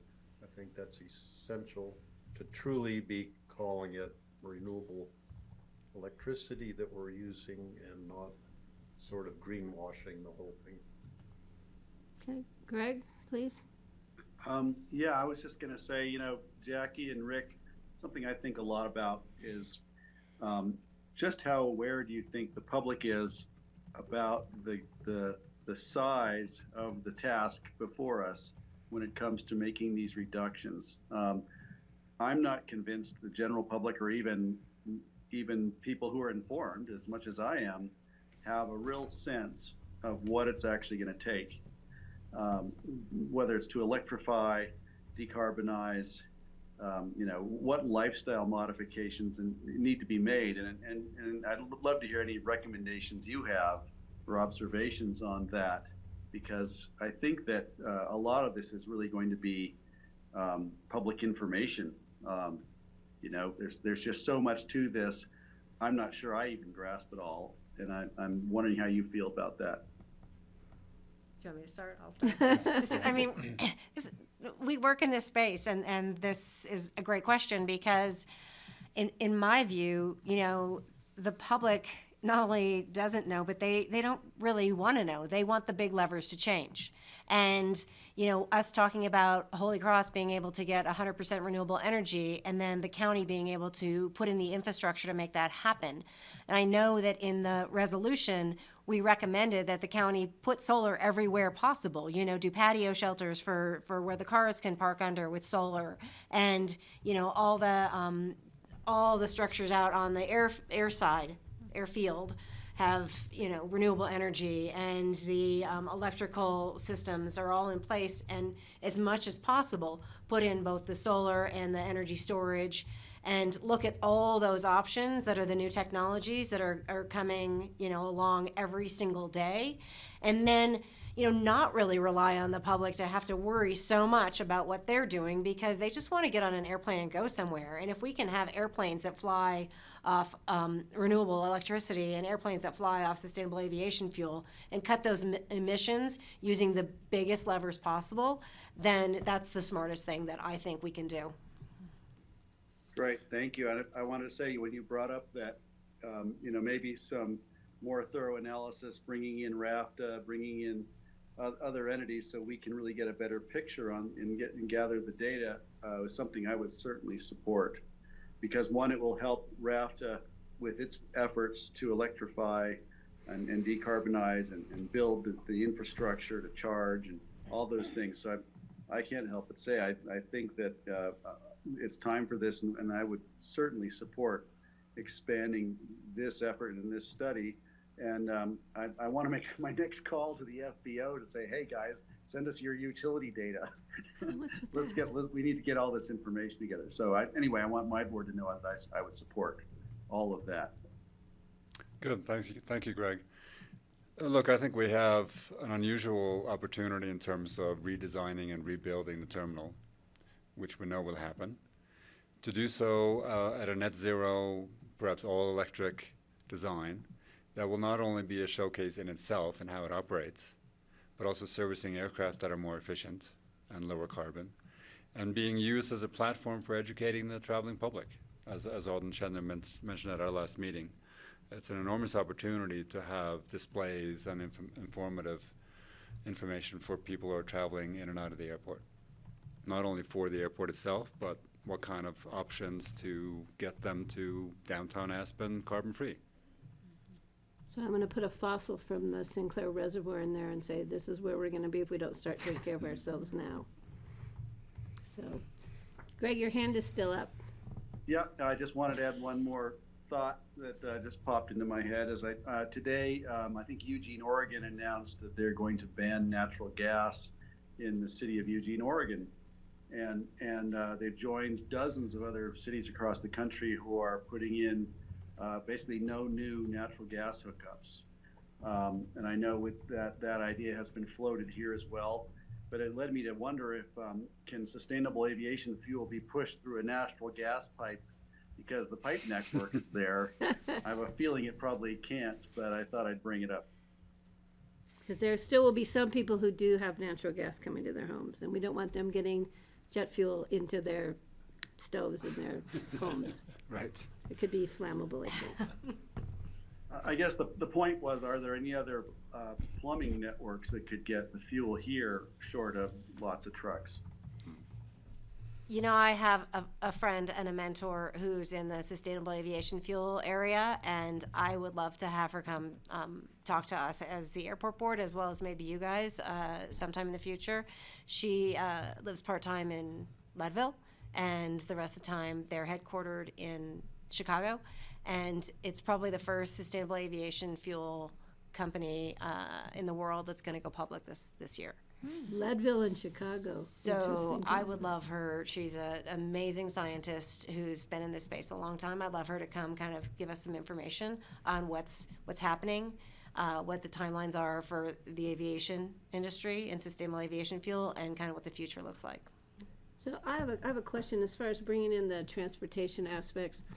I think that's been something we've been hearing from the city, especially with traffic generation on anything we decide to do or get done at the airport. So is that something we can bring in as we move forward?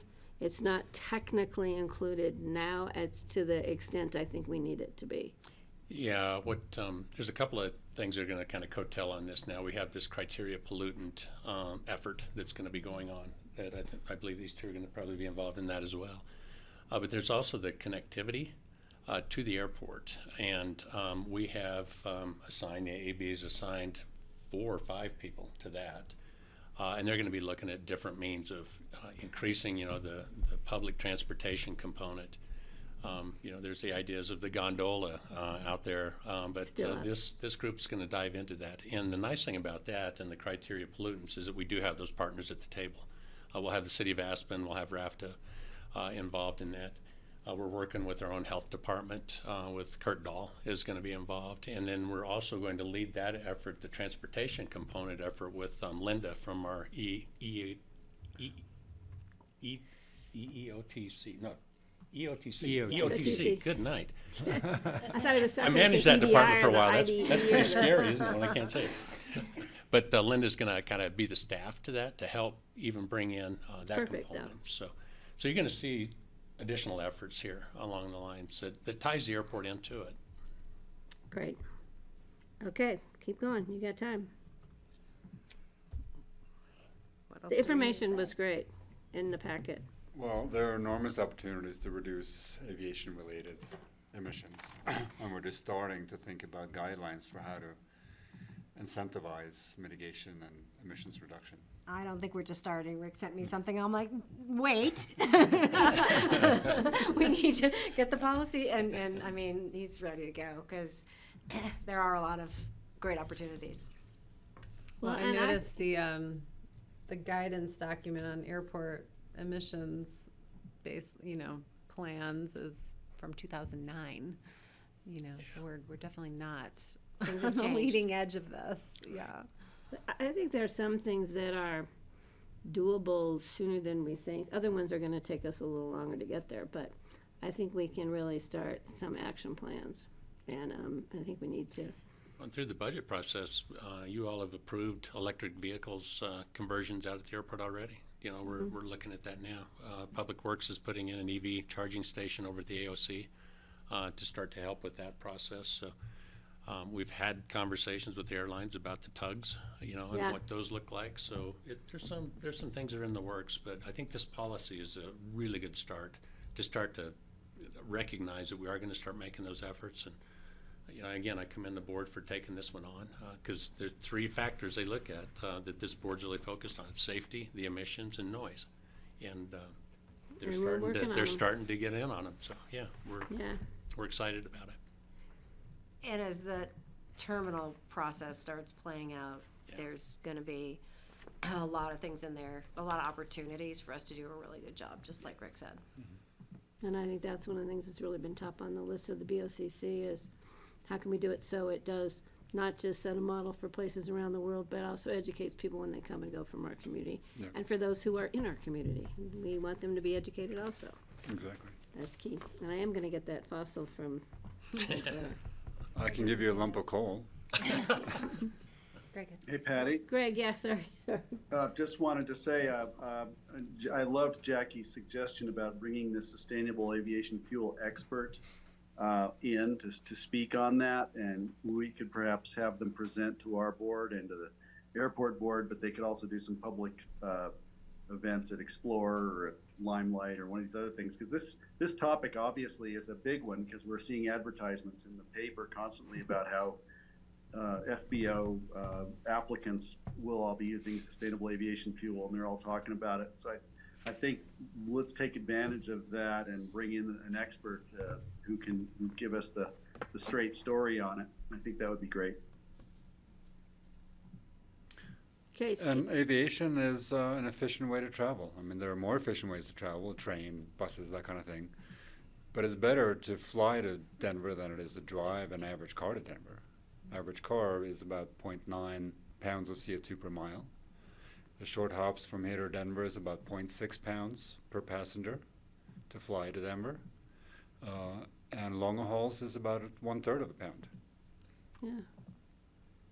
So if we could just get them to parachute in once they fly over and they don't have to land or take There you off. go. Think of the savings then. Okay, Steve, did you have any other questions? No, you're good? Oh, no, I'm good now. Thank you.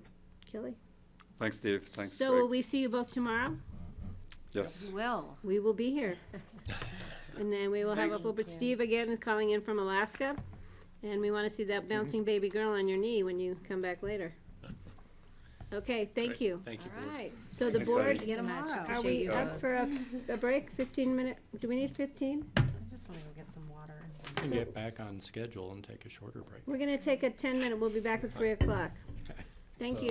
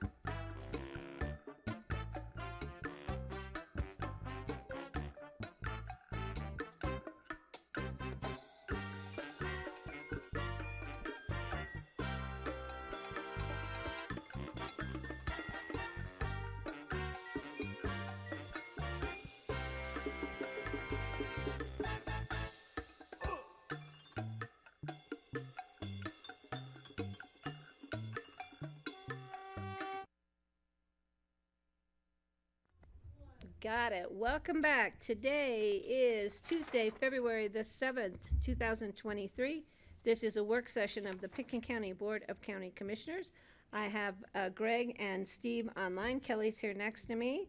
And we are at the future agendas section of our work session agenda. So, Mr. Peacock, do you have any issues for us? Well, I don't know about issues, but just a couple of things to make you aware of. You should have received an email from Charlotte about February 15th and 16th. Childcare staff stipend checks are going to be distributed. We're going to make a little bit of a celebration out of it and hand out those checks. And so the dates and times are listed with that February 14th agenda, but we're hoping to just make sure you can take a look at those and let Charlotte know which location and time you'd plan to be Francie at. and I have already signed up for dates. Okay. I've kept my schedule free for both those dates, so if there's any gaps, since I'm here in most of them, I will fill in the gaps so that we have a commissioner. I'd like to have a commissioner at all of the meetings, all of the parties. Yeah. Celebrations. So, yeah, so. Are we like driving together? Is there like a? We can figure that out once we get people booked in, but right now, no, it's just Francie and I booked, so she'll be coming up and I'll be going down. Yeah, and I'm doing the ones, I can't remember. Yeah. I wasn't sure if you're going to, try and split them up because there are so many of I think them. we're trying to split them up, yeah. but if not, and there's something left over, Francie, we'll figure it out. But I'd like to, hopefully we can get somebody at all of them. But if we could look at that, and then Kelly, when we see who's overlapping, we can maybe see if there's the opportunity to coordinate transportation. And then for tomorrow's agenda, the Redstone Pasture LLC will be continued to a date still to be determined. That was requested by the applicant, so just a heads up for tomorrow. Okay. And that's all I have for you on future agendas right now. I have a question. Yes, ma'am. Do we have any glimpse in your computer over there of March 7th's agenda? I know our packet doesn't go out that far. I've been asked to be an election judge for the city election.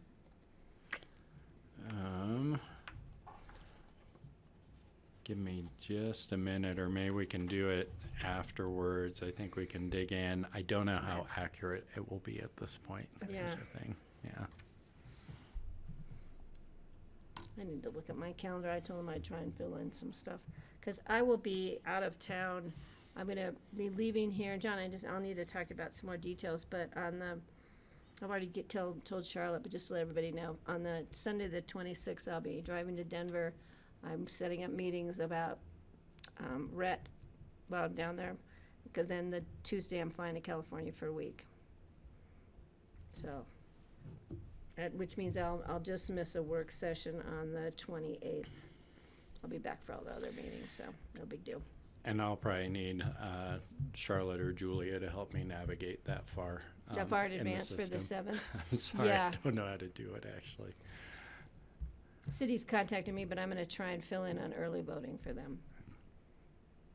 I'll let Kelly do the rough day, election day. Greg and Steve, do you have any questions about future agendas? No, thanks, I'm good. Steve? Is March 7th, is that right? Okay, not seeing, John, I have a question. Maybe I should ask the county attorney. We're doing a Superfund smuggler soils management. Is that just the issue where for some reason, the State Department of Public Health and Environment decided to close out the smuggler soils, the repository at the landfill, thinking we were done, which would be great. Do you know if that's what that conversation's about? I do not know if that's what that Well, I just conversation need to find is out if about. I need to be in the room or not, since I still have dirt. It's dirty. Okay, so since we have a little bit of time before we have, I think we have Chris Lane coming in about wolves for open discussion. Is there any other open discussion we can?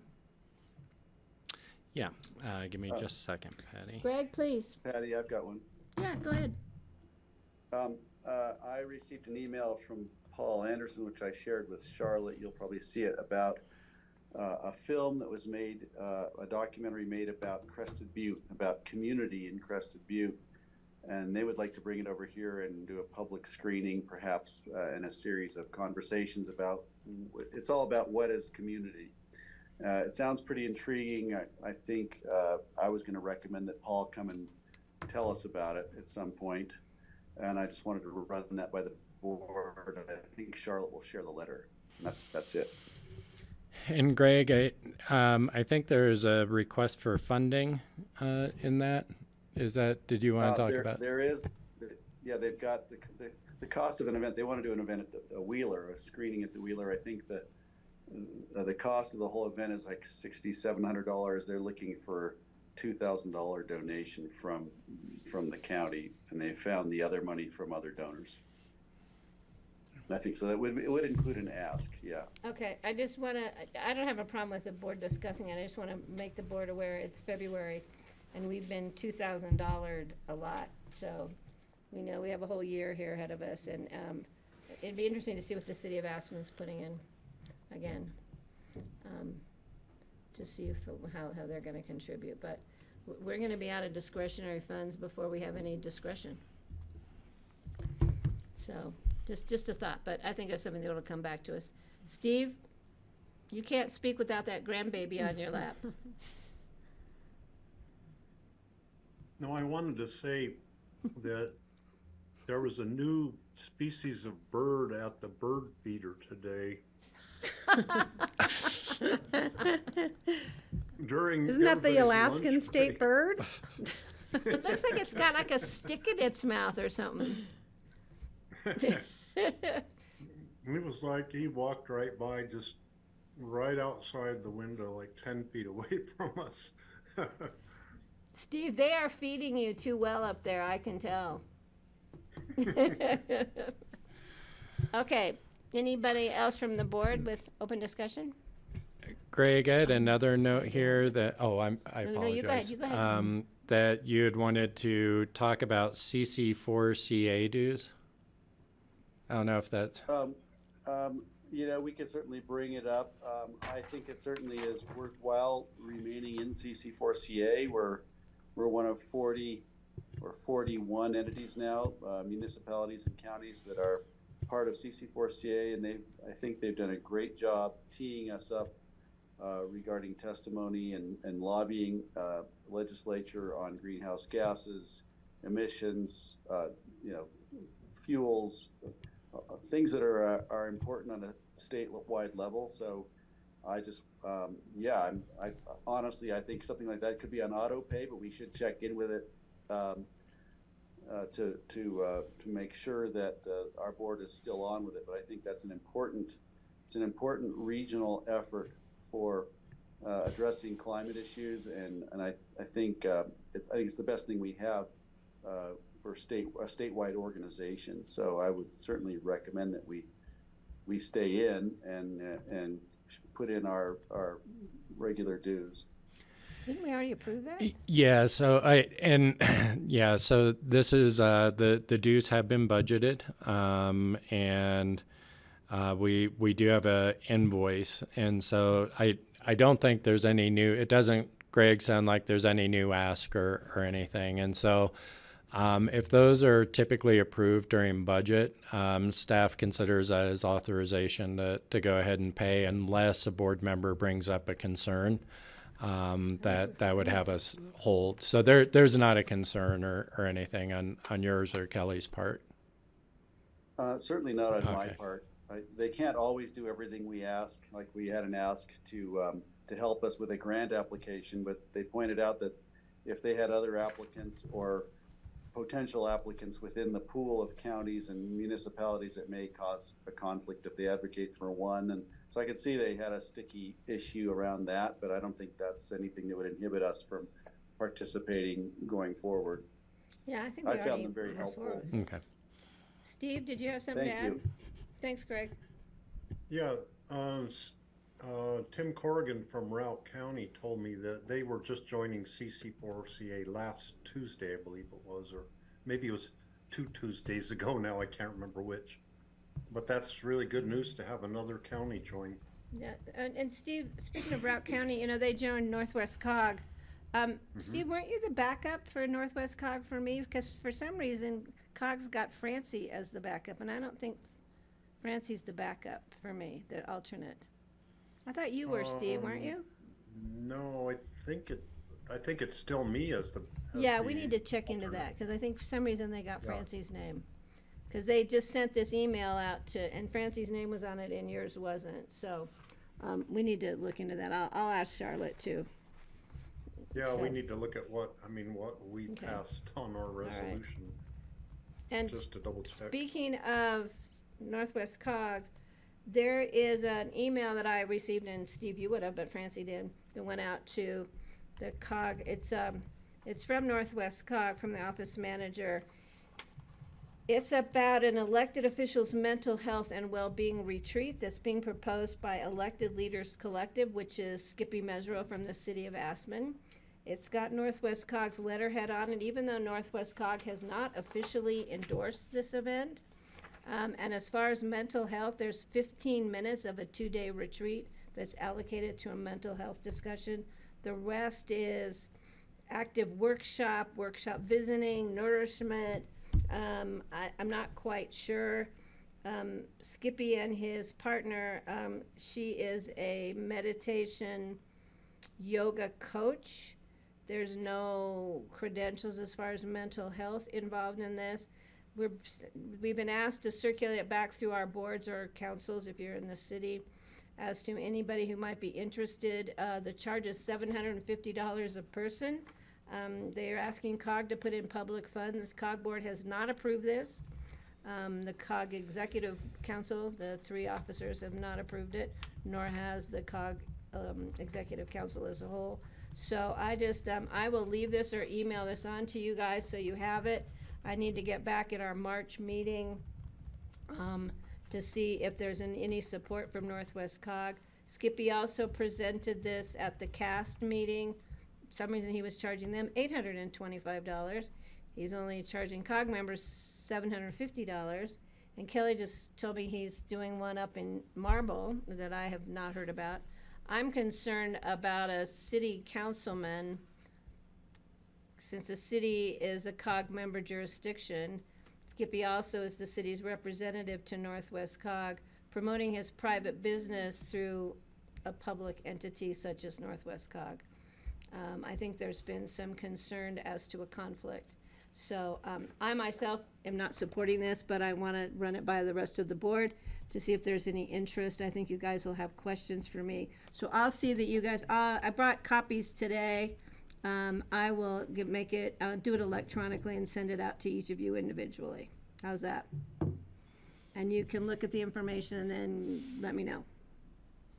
Great, And thanks, you just Patty. want to know if COG should endorse it. I want to know if COG should endorse it or if anybody has any interest in going. It's mostly activities related to meditation and yoga and nourishment. I'm gonna pass, and I'm not sure that it's the appropriate thing for COG, but, Yeah, so I would probably just pass. it's hard for me to be using public monies to support something that's, it's just not clean enough for me. So Steve, do you want me to send it on to you, the info? Now, if they had a vodka tasting, I'll ask Skippy about that.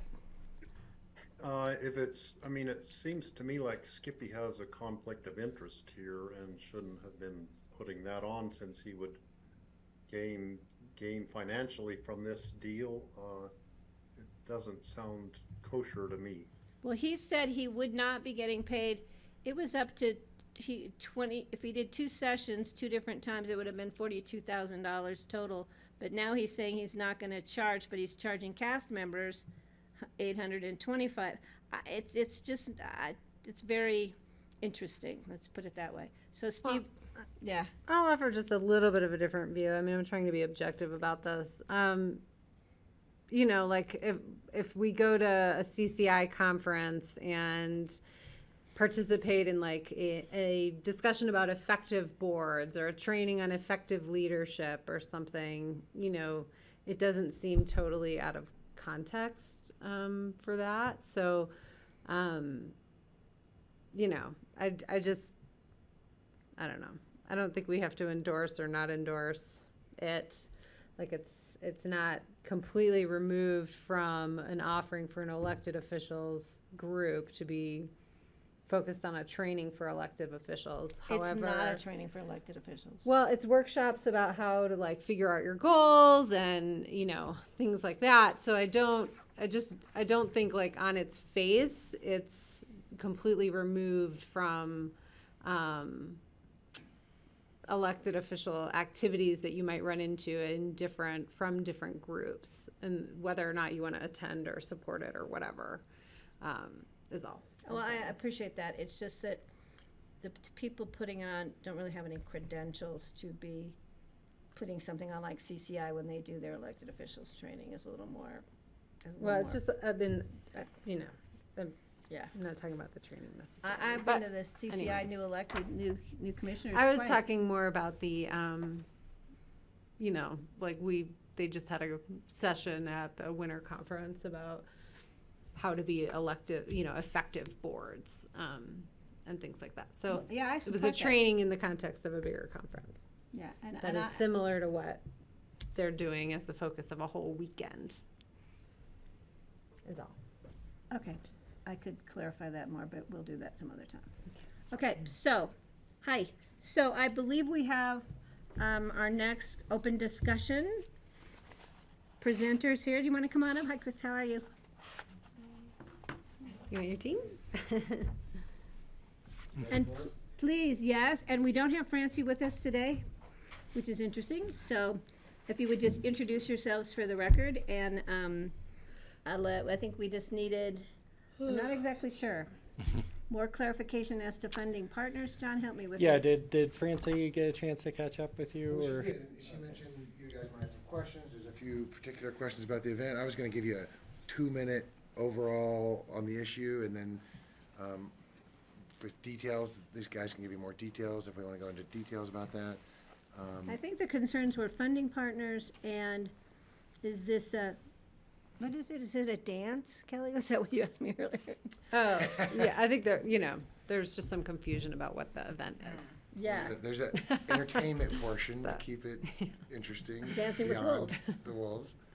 And the other question for me was, it's my understanding it's just an educational, it's not a position.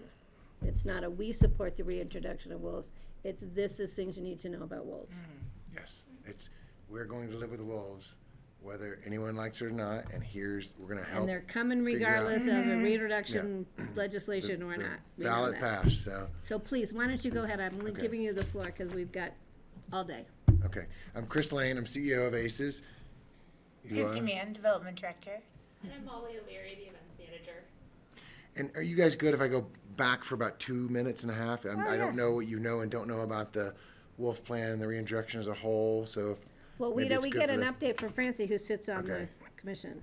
Okay, so I'll summarize a few of my thoughts, I'll keep them short. Just, you guys know in November of 2020, the ballot passed, Proposition 114, and that mandated that the Colorado Parks and Wildlife set up a wolf reintroduction plan. That plan is supposed to be implemented before December 31st of 2023. This is of particular interest, I believe, to the Roaring Fork Valley and Pickens County, because when you look at the plan and the habitat suitability juxtaposed with the reduced wolf conflict, one of the highest suitability and lowest wolf conflicts between Aspen, Glenwood, and Vail. So we are in prime reintroduction habitat. So this is an issue, I think, obviously pertinent to us. You guys probably know the technical working group that was set up, the strategic stakeholder advisory group. 3,400 people participated. They had 47 meetings. The plan is in a draft form as of this moment. There's compensation related to the plan, up to $8,000 per head of animal killed by a wolf. They're talking 30 to 50 animals over the next 3 to 5 years. And, we're here as an organization to acknowledge that this issue is there's a rural-urban divide, that it's contentious, it's extremely complex ecologically, culturally, and economically. So when we saw all that put together, and ACES has a history with dealing with wolves with some wolf experts in the past and being involved in this issue. And on top of all that, ACES is a rancher, so we've got Rock Bottom Ranch, and our animals there do have predation on them as well, from coyotes and mountain lions and skunks and all kinds of animals. So we're sensitive to the predation issue as well. So with that said, ACES is planning an educational and an informative event. And I'm going to skip to my last thought here because you brought it up, Patty, which is this is not a forum for debate. It's not a forum for conflict. This is designed to dispel myths. It's designed to bring various opinions together and to further explain how we're all going to live with wolves, given the fact that it has passed, it's voter mandated, it can't be reversed, and now we've got to figure out what the truth is, given that it's 30 to 50 animals versus what you might see in other areas of the country with reintroductions and those numbers of animals. That being said, our event is entitled Living with Wolves, Coexistence in Colorado for all, Colorado. It's for all ages. There's a kid component. There's a mostly adult component at the Wheeler Opera House on March 15th. It's going to educate the local community on what we can do with wolf restoration through engaging multimedia evening. So that's scientists, ranchers, livestock experts, and we've got the film and the dance, films as well, and a dance component. I'm going to let them explain. We've assembled a panel that includes John Kalfa of the Wolf Connection, a podcast, a balanced panel, in fact, as well. He's the panel moderator. Matt Barnes with Shining Horizons Land Management. Gary Skiba with Wildlife, he's the wildlife manager with San Juan Citizens Alliance, and Karen Vardaman with Working Circle. And is there an update on that, Molly? Is there? Yeah, we're working on finalizing a rancher for the panel as well. That's what Francie had asked. And we're talking to a rancher up in Steamboat right now, and possibly one down in Meeker, but we should have that finalized by the end of this week. We're definitely trying to gain as many perspectives as we can, but we're trying to keep it a solution-oriented event, and folks who are finding ways that we can, up to the lead up of the wolf reintroduction, like tools that we can bring to our community to reduce possible conflict when the wolves do arrive. The edutainment portion of the evening that you might have had questions about, there's a dance and performance troupe out of Denver called Lost Walks, and they use their platform to kind of communicate that, you don't need to be a grant writer or a public speaker to enact change in your community. You can do it through artistic expression. So they work with educational and science initiatives to kind of communicate their mission of supporting the wolf reintroduction in Colorado. But they're more of just like a short, like 10-minute break right before the intermission, and then a very short set at the end of the evening just to kind of bring some energy back in.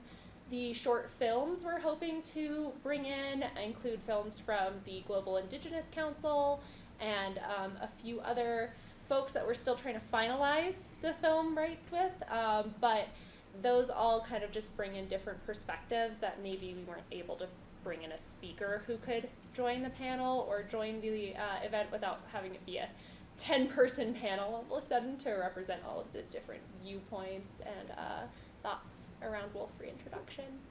I think Francie did mention that rancher and maker to us. I think that's what she said might be a really good member of the panel. Yeah, definitely. We have a few options that we've been talking to, so we're hoping to get a press release out and have a rear end confirmed by that point.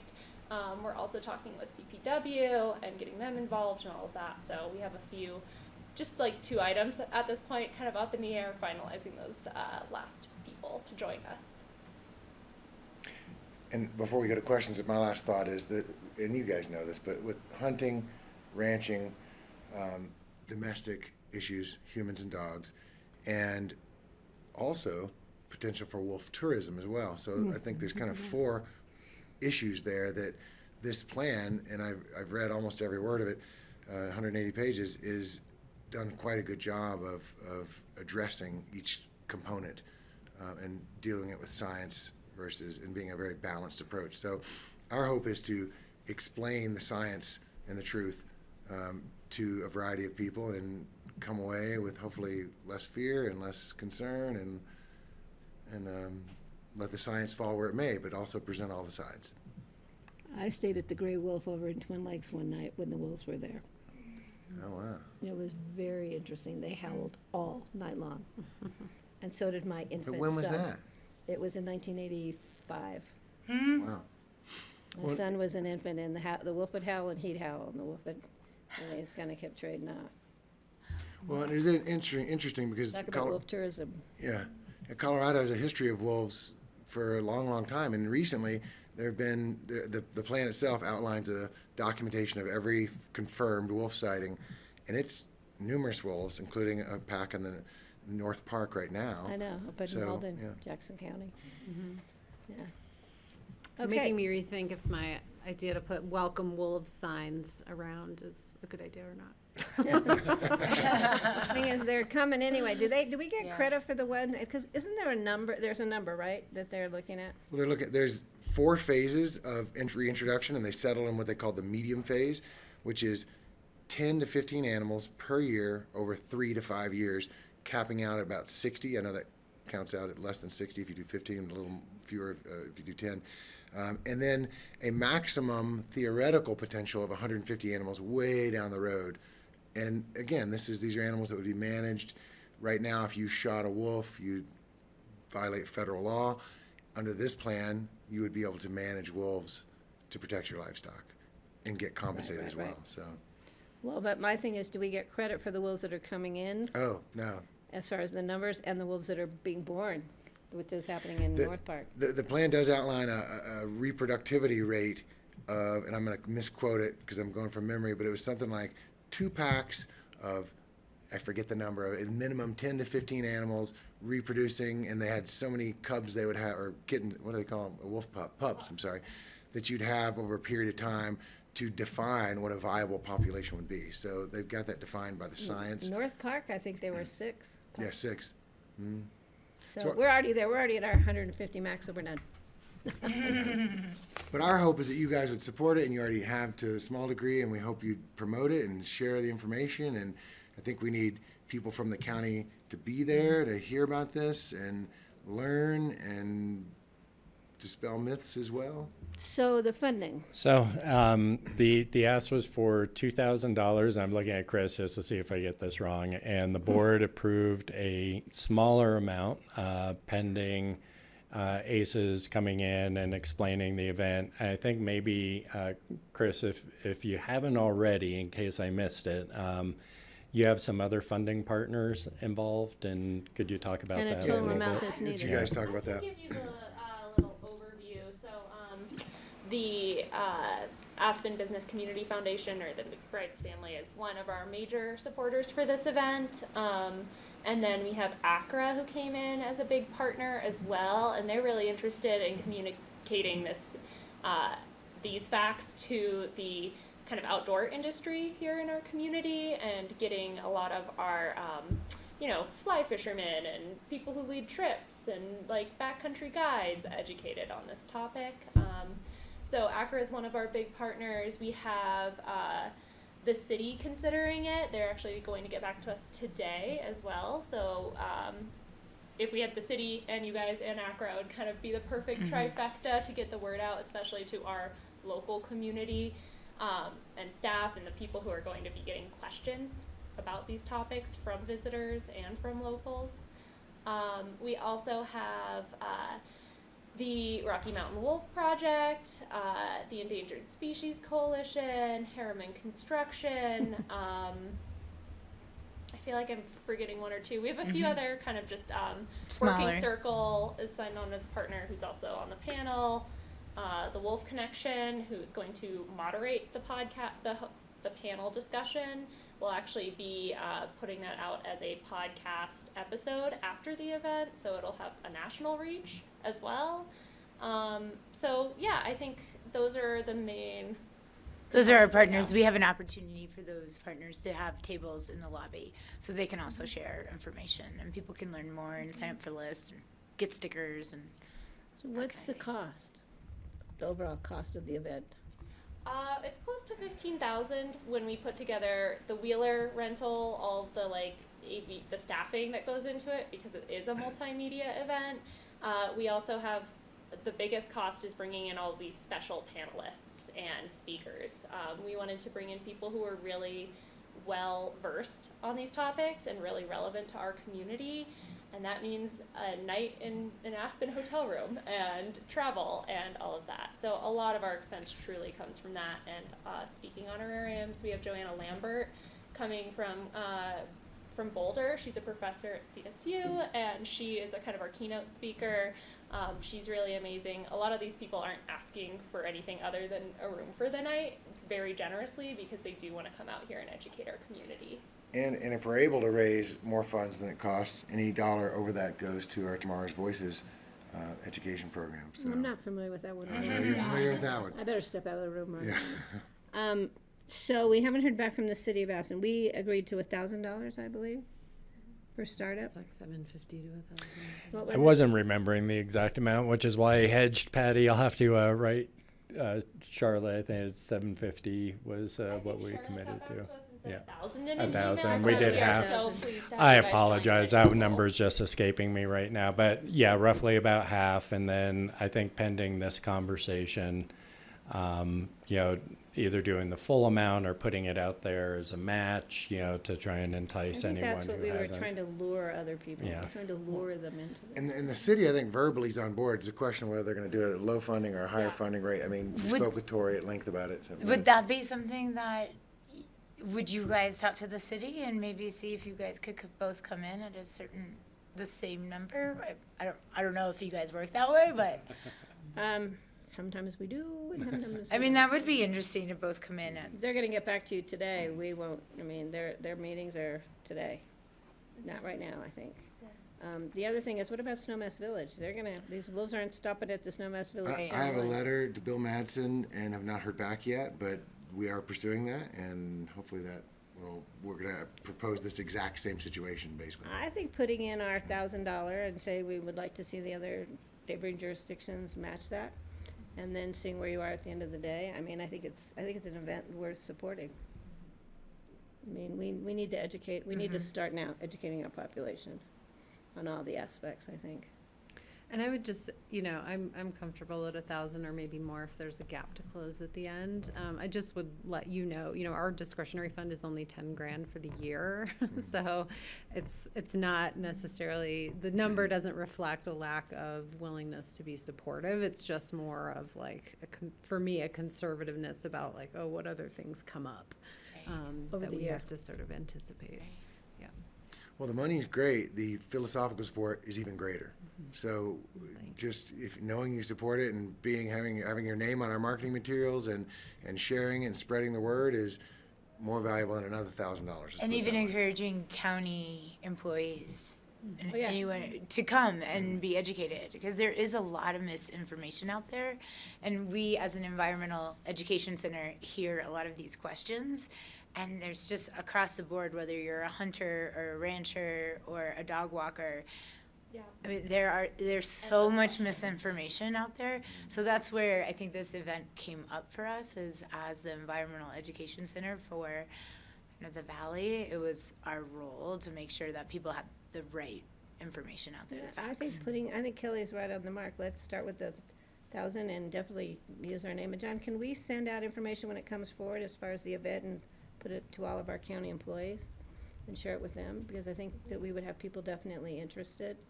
And I'll try and get my fly fishing guide son to show up. Good. Or at least my grandson, he's 7, he'll definitely come. Well, it is something we wanted to make for all ages. And that's why we did add a little bit of the film and the dance and the music and an intermission. It's a 6 to 8.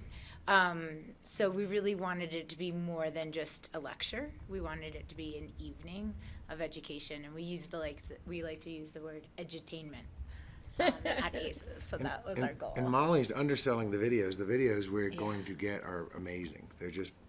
They're just really short, little short snaps. But. And we're also really trying to make sure that all voices are being heard. We're not going at this as a completely pro-wolf, like biology aspect. We're really trying to get all solutions and all voices heard at the event. So we've done a ton of, depoliticize it. I mean, there's yeah. no Democrat, Republican talk at all. Nobody's going to, it's just going to be science and community. And CPW, you've been talking to them, but we can Well, also help with getting- that maybe too. Confirming. Getting them to figure out who's going to represent CPW is a challenge. Whether it's Matt or whether it's. Yeah, it may be Matt. I have a phone call with Matt at 8:30 a.m. tomorrow, so I will hopefully have Picking an County's update on, after Matt, that. Picking County's on board. Greg has his hand up. Patty. Greg? I don't know if you saw that. Thank you, no, because I don't. Yeah, hi, thanks for coming in, everybody. Nice to see you all there. Sorry I'm not there in person. Yeah, my questions were, what presence will the Forest Service and CPW have? I think that's essential, and I really would want to support it if they were involved, because they're key elements to this. They're going to be the point people on this, and I think their presence there is essential. I support the money amount, and then also just my concern really was that if it sounded like it was too much of a celebration, then it really wouldn't be educational. So I love the educational aspect of it, and I think the entire community could benefit from that. If it comes off to people who are really concerned about it as a celebration, they may feel that perhaps it's not right for them. So I would just be really, I appreciate that you're underscoring that this is an educational opportunity to learn how wolves will integrate into the biosphere around us. And to hear all points of view, I think is really, really important. So that's where I am. Thanks. Thanks, Greg. Steve, please. Thank you. One concern I have, and it should be part of the educational aspect of this, is the primary, the initial places to be releasing the wolves have to be so many miles away from the state borders, where there's more livestock grazing in the counties closer to the state borders. So they're putting the wolves into the area where there's a lot more human recreational activity in the backcountry. And I'm curious how do the wolves get along with areas with a lot of human activity in their territory? Is that going to drive the wolves out to go to some less remotely more remote areas where there are fewer humans and probably therefore more livestock? So that, I think, should be part of the thing, is that human and wolf interaction. What can people expect going into the future when we do have some wolves around here? Can I respond to that? Oh, of course you can, Greg. Steve and Greg, both you guys. So Steve, the plan does require 60 miles minimum from a state border to keep them from going. And from tribal reservations, there's a. I think you're right. I don't remember that though, but yes. And what we've seen historically, of course, is in the last 100 years, not one human's been killed in the United States by a wolf. If you go worldwide, it's a handful of people under rabid, crazy wolf conditions. So wolves historically are almost zero danger to humans, statistically speaking. But dogs is a different issue. So dogs will. The good news about dogs is dogs and wolves don't cross paths typically because they're in different Except habitats. if you're at campsites with dogs and they're introducing them into the wilderness areas and You could have campground dogs. areas. And So we don't, the plan doesn't anticipate that bringing wolves toward, Steve, what you characterized, I think accurately, is more in the recreational areas where you give less livestock and more recreation. They don't anticipate a problem for the wolves or for the humans. It's just my poor dog. Well, but statistically speaking, again, really, really low odds. Coyotes will kill dogs, mountain lions, bears will kill dogs, and there's many, many more of them than we would have wolves. So that's one thought. And the other one, Greg, on the celebration, we are trying to find that sweet spot of not being contentious and have everyone showing up ready for a fight. We're trying to have it be not a celebration, but education. But we do have a tone, and maybe we're just beginning our marketing, like literally these next few days. I'm going to definitely take that into account, Greg, what you said, because you're right. You don't want it to sound too foo-foo or, like Or true the other celebratory. way. Yeah. So we're Exactly. trying to find that sweet spot of education and bring in, we want that place filled with ranchers and filled with government people and filled with students and filled with community members who have dogs, who hunt. We need that diversity in the room. We believe we'll get it and find that sweet spot with the marketing. And with CPW and the Forest Service, of course, CPW is involved. I don't know, Molly, what have we done with the Forest Service? The Forest Service isn't, to my knowledge, directly a part of the wolf release. Like, they're not, Yeah. It's really CPW managing the actual wolf release. I think we would love to invite the Forest Service, and we know a lot of them, and we will definitely send them a personal invite to please join us. Or even have a table if they Yeah, wanted. but Yeah. CPW will definitely be in the programming part of the event. Well, as the Forest Service says and reminds us often, they're in charge of the land. CPW is in charge of the wildlife. So that's their difference. Even if their wildlife are on Forest Service land, there's a difference in who has the authority and the jurisdiction in many cases. And the current agenda does not have a Forest Service representative speaking, but we've been partnering with the Forest Service for 50 years, so we will have as many of the Forest Service people in the room as we can get. And they may They'll choose be to be very quiet. They'll be getting a lot of questions themselves too. So we'll definitely, and we see this as the first event as in a series. We're hoping to partner.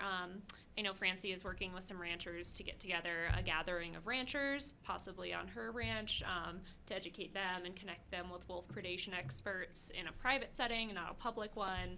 And there are some other kind of plans in the works for other, like maybe we do a guide outreach event specifically, and we're playing with some other ideas. So this is one in a series of educational focuses. And the plan itself is, they call it an adaptive strategy, so it's going to constantly be monitored, changed, maneuvered, and maybe ACEs, I don't know what the future holds, but maybe once a year we're doing this if the plan changes significantly enough and we need to talk about it.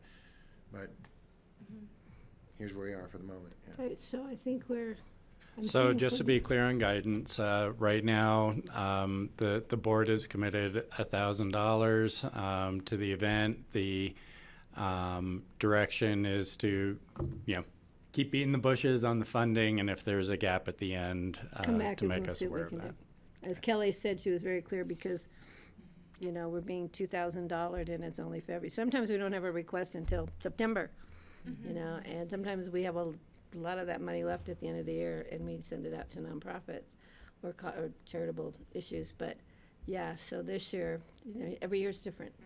Definitely. So Well, I'm looking forward to it. There's very a lot going excited. on those couple of days. Great. No, we thank you guys for your support and thank you for listening to us. And this issue Nice is to not see you going guys. away. It's going to be here for a long time. Send us any other questions about the event Yeah. too. If you have any follow-up, feel free to reach out. Can you bring a couple of those cute little wolf pups to the, they just look Funny so, you say that. We've talked about that. I don't know. There's differing opinions on that. Some people feel like it's not right. just too to have an domestic animal. to be doing that, yeah. Yeah, there's a lot of domestic wild wolves. In other words, captive wild wolves that are Like the ones out that used to there. be over in Twin Lakes. Yeah. And that wasn't at the place there, they had a wolf rescue place up outside of Twin Lakes, up towards the pass. But this was right in Twin Lakes, it was right at the inn. And they were in the back of the inn and the rooms were up above and, Wow. yeah. Yeah, Wow. I don't remember that. Yeah, I didn't. Mm-hmm. It was pretty cool. That's cool. But I Okay, think to just reiterate Chris's, Steve, or anyone, if you have questions, we'll be gathering questions. We're letting people submit questions when ahead of they're- time for the panel? Yeah. Yeah, and we're gonna not open it up. We're gonna pick the best questions to address, but things like this we can make sure that are being discussed in the panel discussion. There's a few real cute issues that are coming, and I think Steve, you brought up a really good question that should be addressed. Francie will be a good resource too, Yeah. because she's been involved with this from the get-go. So we'll see if there's any points that she may want to bring to your attention that are key points that she's heard throughout her adventures. Yeah, we've had her Yeah, she's down been good. We've to been talking Howland to Lake. her regularly, and she's been helping us, guiding us kind That's of. where she is today. Yeah, at the Talking rifle. Yeah, yeah. Yeah. I'm sure that's Okay. fun. Yeah. Anything else? Board have any other questions? Thanks again, guys. Thank you Thank so you. much. See you guys. Cheers. Thank you Appreciate for it. the support. Thank you. Thank you. Okay, back to the board. John, That's all I have. Kelly. Oh, I just wanted to give a heads up. I have like a draft email to go out to you all. But Voces Unidas wants to come talk to us during open discussion. And I wasn't sure if we were going to have a 3-member board or a 4 or 5-member board. So Alex Sanchez is going to join us during open discussion tomorrow to talk about a handful of bills in the legislature that they are interested in. Asking for our opinion and support on. And so I'm just going to forward along some prep information for all of you to take a look at if you have time before that conversation tomorrow. Okay, everybody good with that? Steve, you'll be here tomorrow. Greg, we're kind of just seeing how things go. We're thinking about you, Greg. I think he may have. Steve, your hand's up. Yeah, I had another item to just, an announcement kind of a thing. Do you want it now? Yeah, go ahead. It's your turn. Okay. Kristen Reese, the head of Club 20, has announced her resignation. Effective about, maybe in a month in the future here. So they are putting on a search for a new executive director. She's been the executive director of Club 20 for 8 years. Prior to that, she was a legislative aide for Representative Scott Tipton. So she's been a really good leader for Club 20, and it'll be interesting to see, who Club 20 comes up with to replace her. Great, be interesting. Okay, anything else? We're good? Okay, so tomorrow noontime, Francie will be here. Steve, I think we should all be here. We do have a wee bit of a shorter agenda for tomorrow, so things look good for tomorrow. Okay, so thank you guys. See you then. Thank you, Grassroots. Thank you, Michaela. Thank you, John. Thank you, Kelly.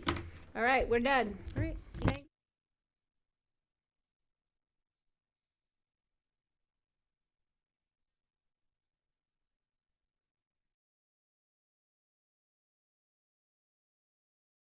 Thank